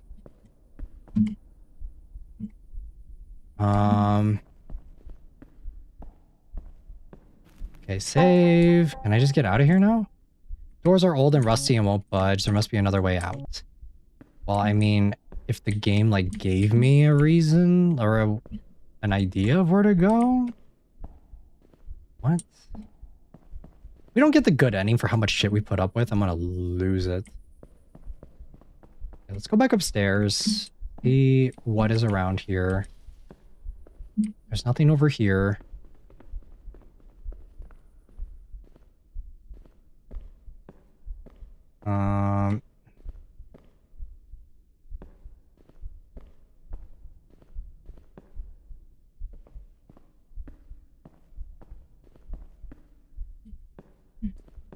It says some sort of family crest, so maybe down here? I don't think so, though. I wouldn't think that that's where we go. But yeah, it's alright, Train. I'm just, now that we finally finished this stupid-ass boss fight, let's see, where we're supposed to go after this. Oh, okay, so there's another thing. I could think of a couple ways that this game could have been, improved a bit. There we go. Now we have to go back down underground again. Please tell me there's not another boss fight. Ah. All right. Thanks for stopping by, Jisoo. All right. Let's do this. Game is... Huh? Did I drop something?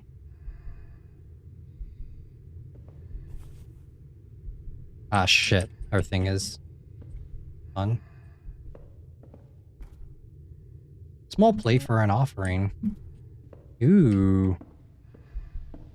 Ooh, boy. Heart. That heart. It's beating. Okay, so this is the... Ooh, that is gnarly, girl. You. Is there anything you can do to kill me? I can't see your face. My name is Sachiko Shirakawa. I've been there way too long. Please. Okay, so here's the different endings, right? So what's the better one? Is the better one that we put her out of her misery? Hmm.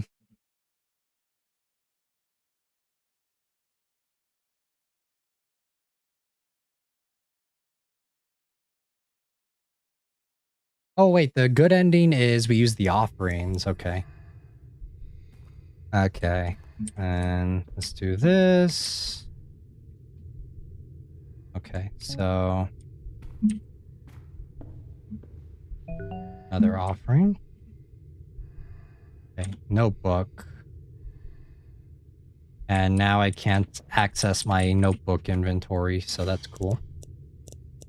Okay, so... Photo. Use. Okay. And then another offering. Use. The teacher. The phone.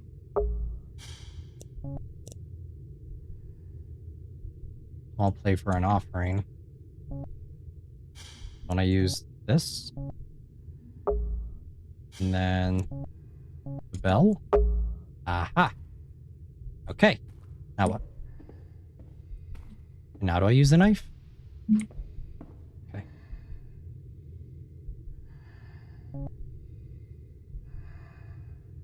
Okay. And then... Now use knife? Okay, we did it. Yay. I hope that worked. Still pretty brutal.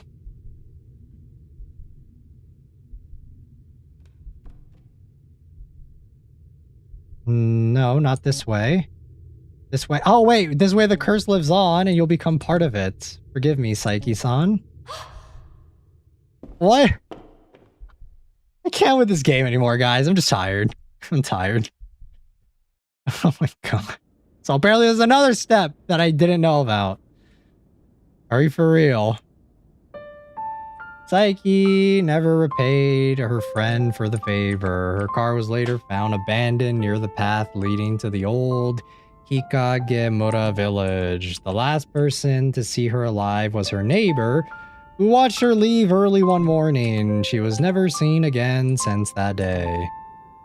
I guess the TV, yeah, must be the TV. Rumors spread that about a woman matching Toka's description wandering near the forest at dawn. The police dismissed the story and refused to investigate further. Alright, well, fuck that noise. I'm gonna... Let me reset.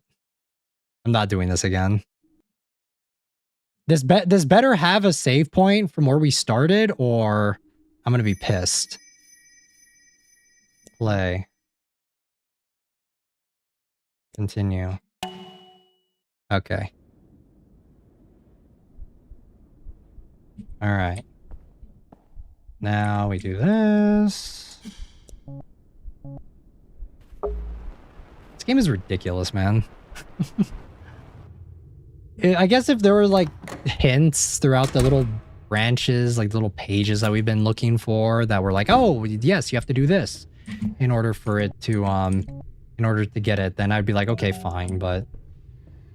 Okay, so do this. Let's do the offerings again. Do that.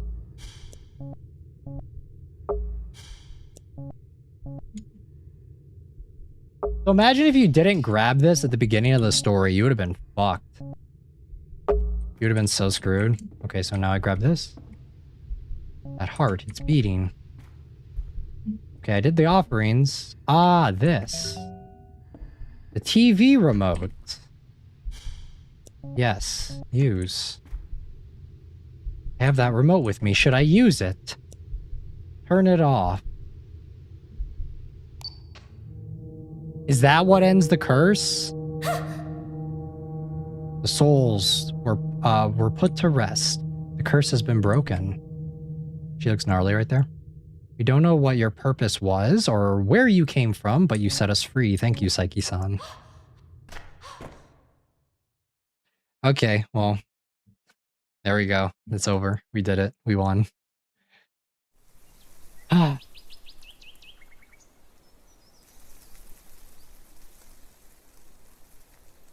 After I came to my senses, I made my way out of the forest. Sitting in the car, I let the hours pass. I had to come to terms with the fact that I had fallen into the spirit world.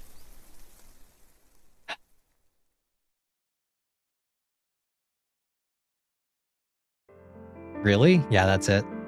I locked myself into my apartment away from the world. Working on an episode for my channel has never felt this way. I know that this one will be special. Yay, she becomes famous. Alright, that was a little underwhelming for an ending, but... It's not like a bad game, but there are definitely some gameplay mechanics that are pretty questionable that just really sour the experience for me, unfortunately. Like, I think that there needed to be better checkpoints. I think that checkpoints is a big thing. If you're gonna have like a boss battle section, then ideally make it to where, like, I don't have to keep doing the same thing over and over and over again. Just overall, the enemy encounters are pretty... Meh. I don't know. And the plot is kind of all over the place, I think. It's a little hard to follow. So from what I gather is that there's a shrine maiden. She was in love with a soldier or something, and then he goes away, but then he comes back, and after he comes back, I guess she's cursed or something. So she's cursed, and then he decides to add himself to the curse to protect her, but it doesn't make a lot of sense because she didn't really want that. She didn't want to be cursed, so... Or was she sick? I don't know. I'm super confused on what's going on.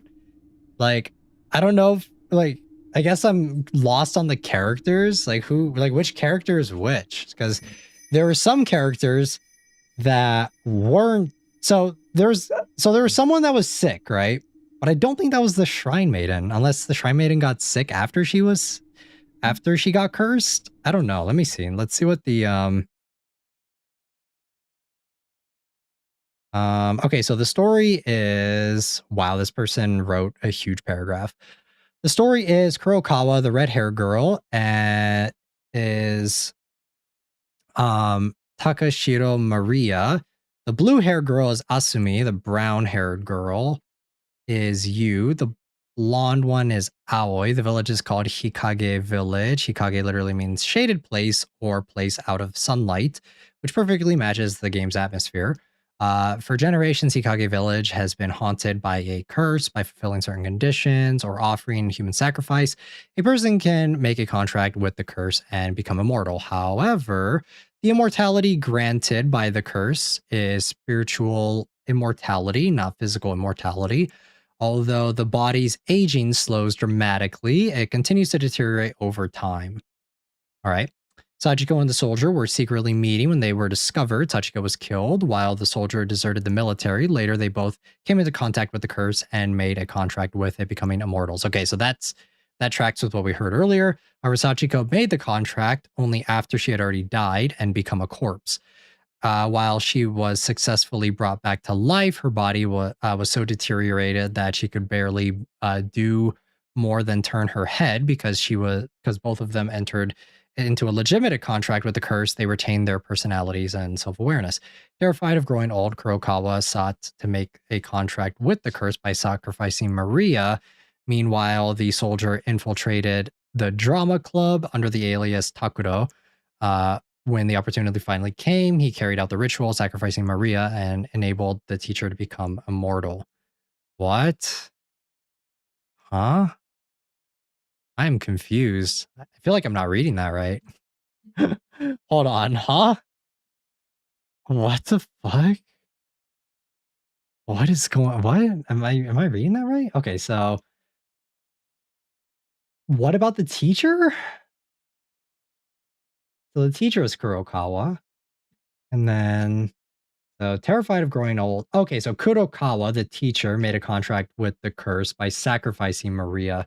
Meanwhile, the soldier infiltrated the club and carried out the ritual. So I guess the teacher sacrificed.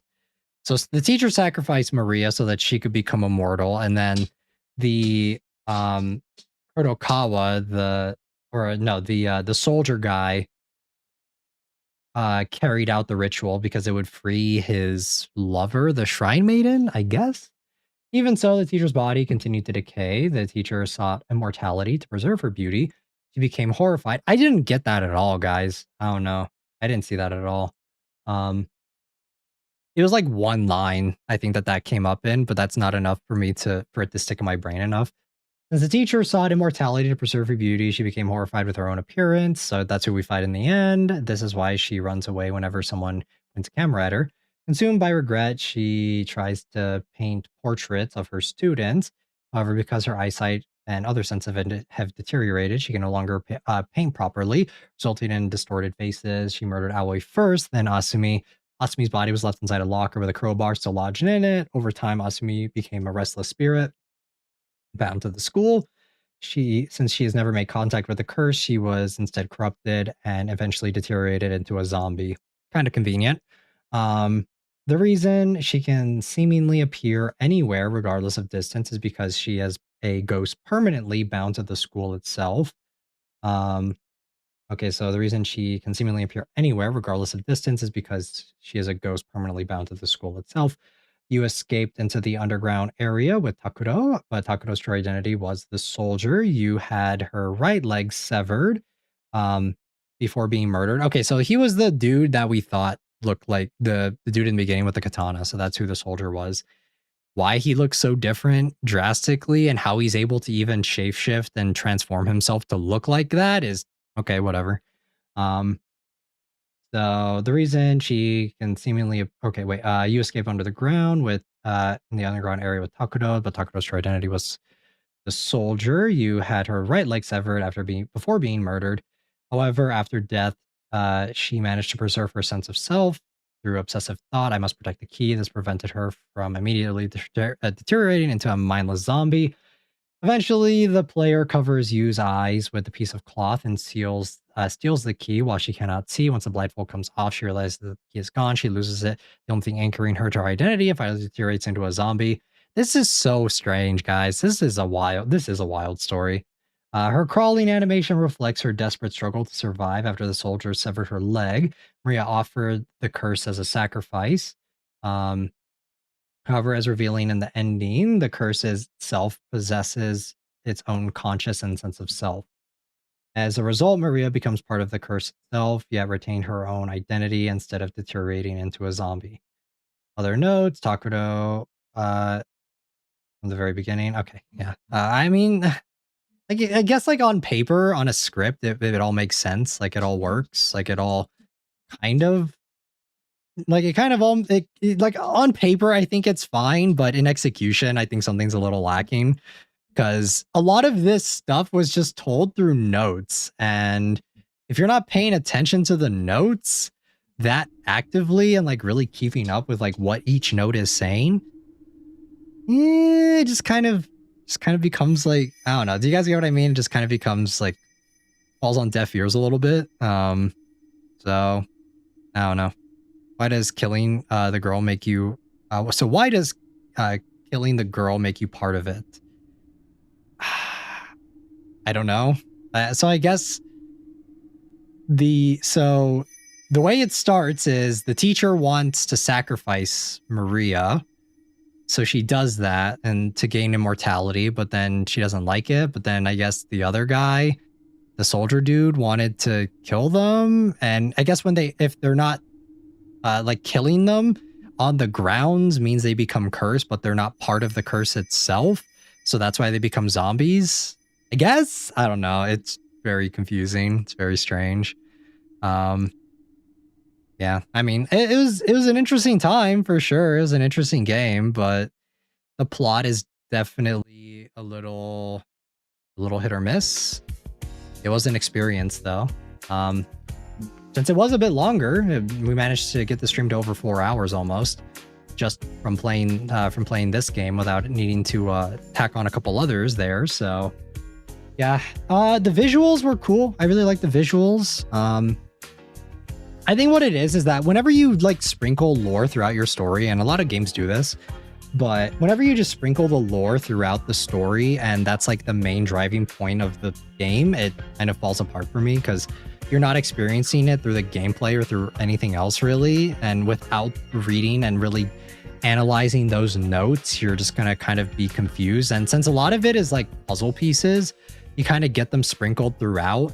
I wasn't sure if you could actually go back and read the notes. I wasn't sure if you could do that.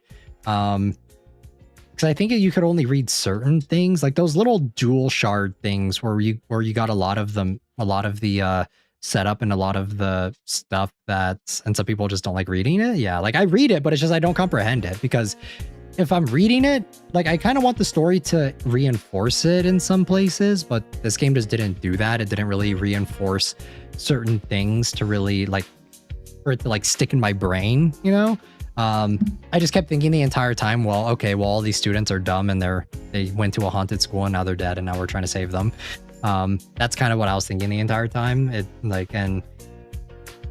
For those specific key moments that you get, those shard things that were glowing, you can't reread those, I don't think. I think that they're only able to be read once, and then the other stuff, or like the notes that you get, are just for like, those are something completely different. So it's like, unless you can go back and like reread those and really get the full picture of what's going on, I think it just doesn't really work for me. So at that point, it's just kind of up to the narrative and like the gameplay and the atmosphere and everything, or not the narrative. It's kind of up to the gameplay and the atmosphere to kind of carry everything. And unfortunately for me, this game just wasn't very scary. It was kind of goofy in a lot of parts of it. So, let me actually see. So the person who made this one also did Seijun Drop, and that was another game that we played a while ago, and I feel like the gameplay for that was also kind of hit or miss for me personally, so it kind of makes sense. But I thought that one, the atmosphere and the tone of everything was kind of done a little bit better. I don't think we even finished that one completely just because it is kind of another grindy game where it's just like there's a lot of stuff in it, and yeah, it's, I don't know, kind of reminds me of those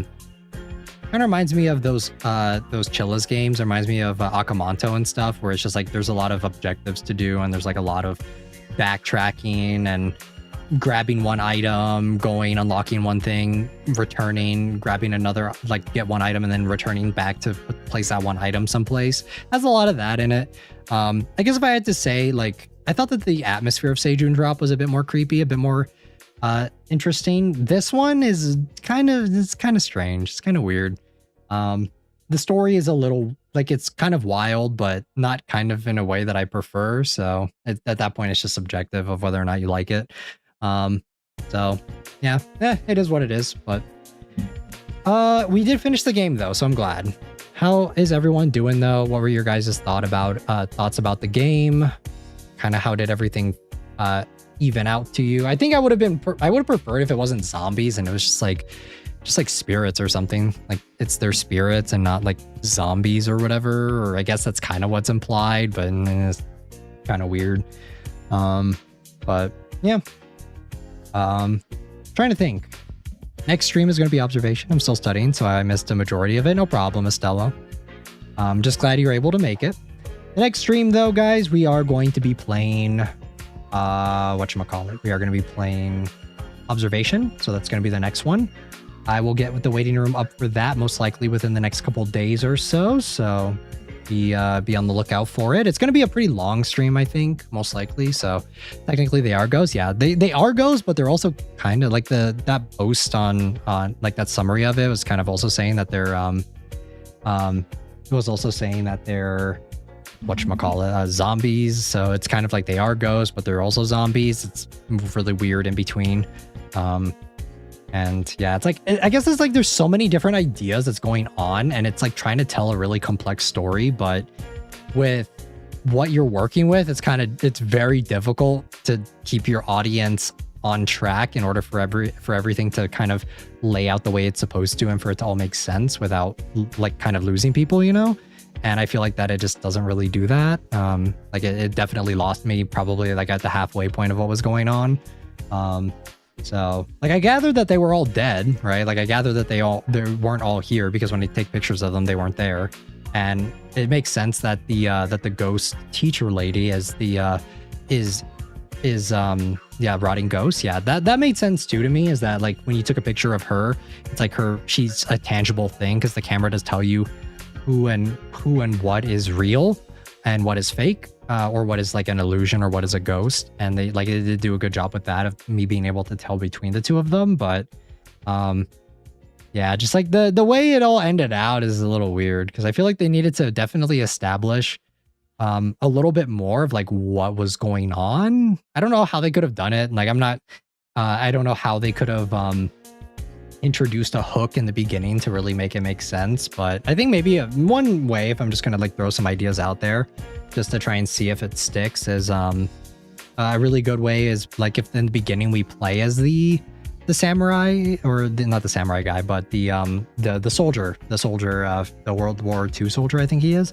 If we played as him in the beginning and we got like to see a little bit more preamble of what's going on, I think that would have set the stage a little bit more. So you're kind of like, wait, what's going on here? Like, what is going on with this town, you know?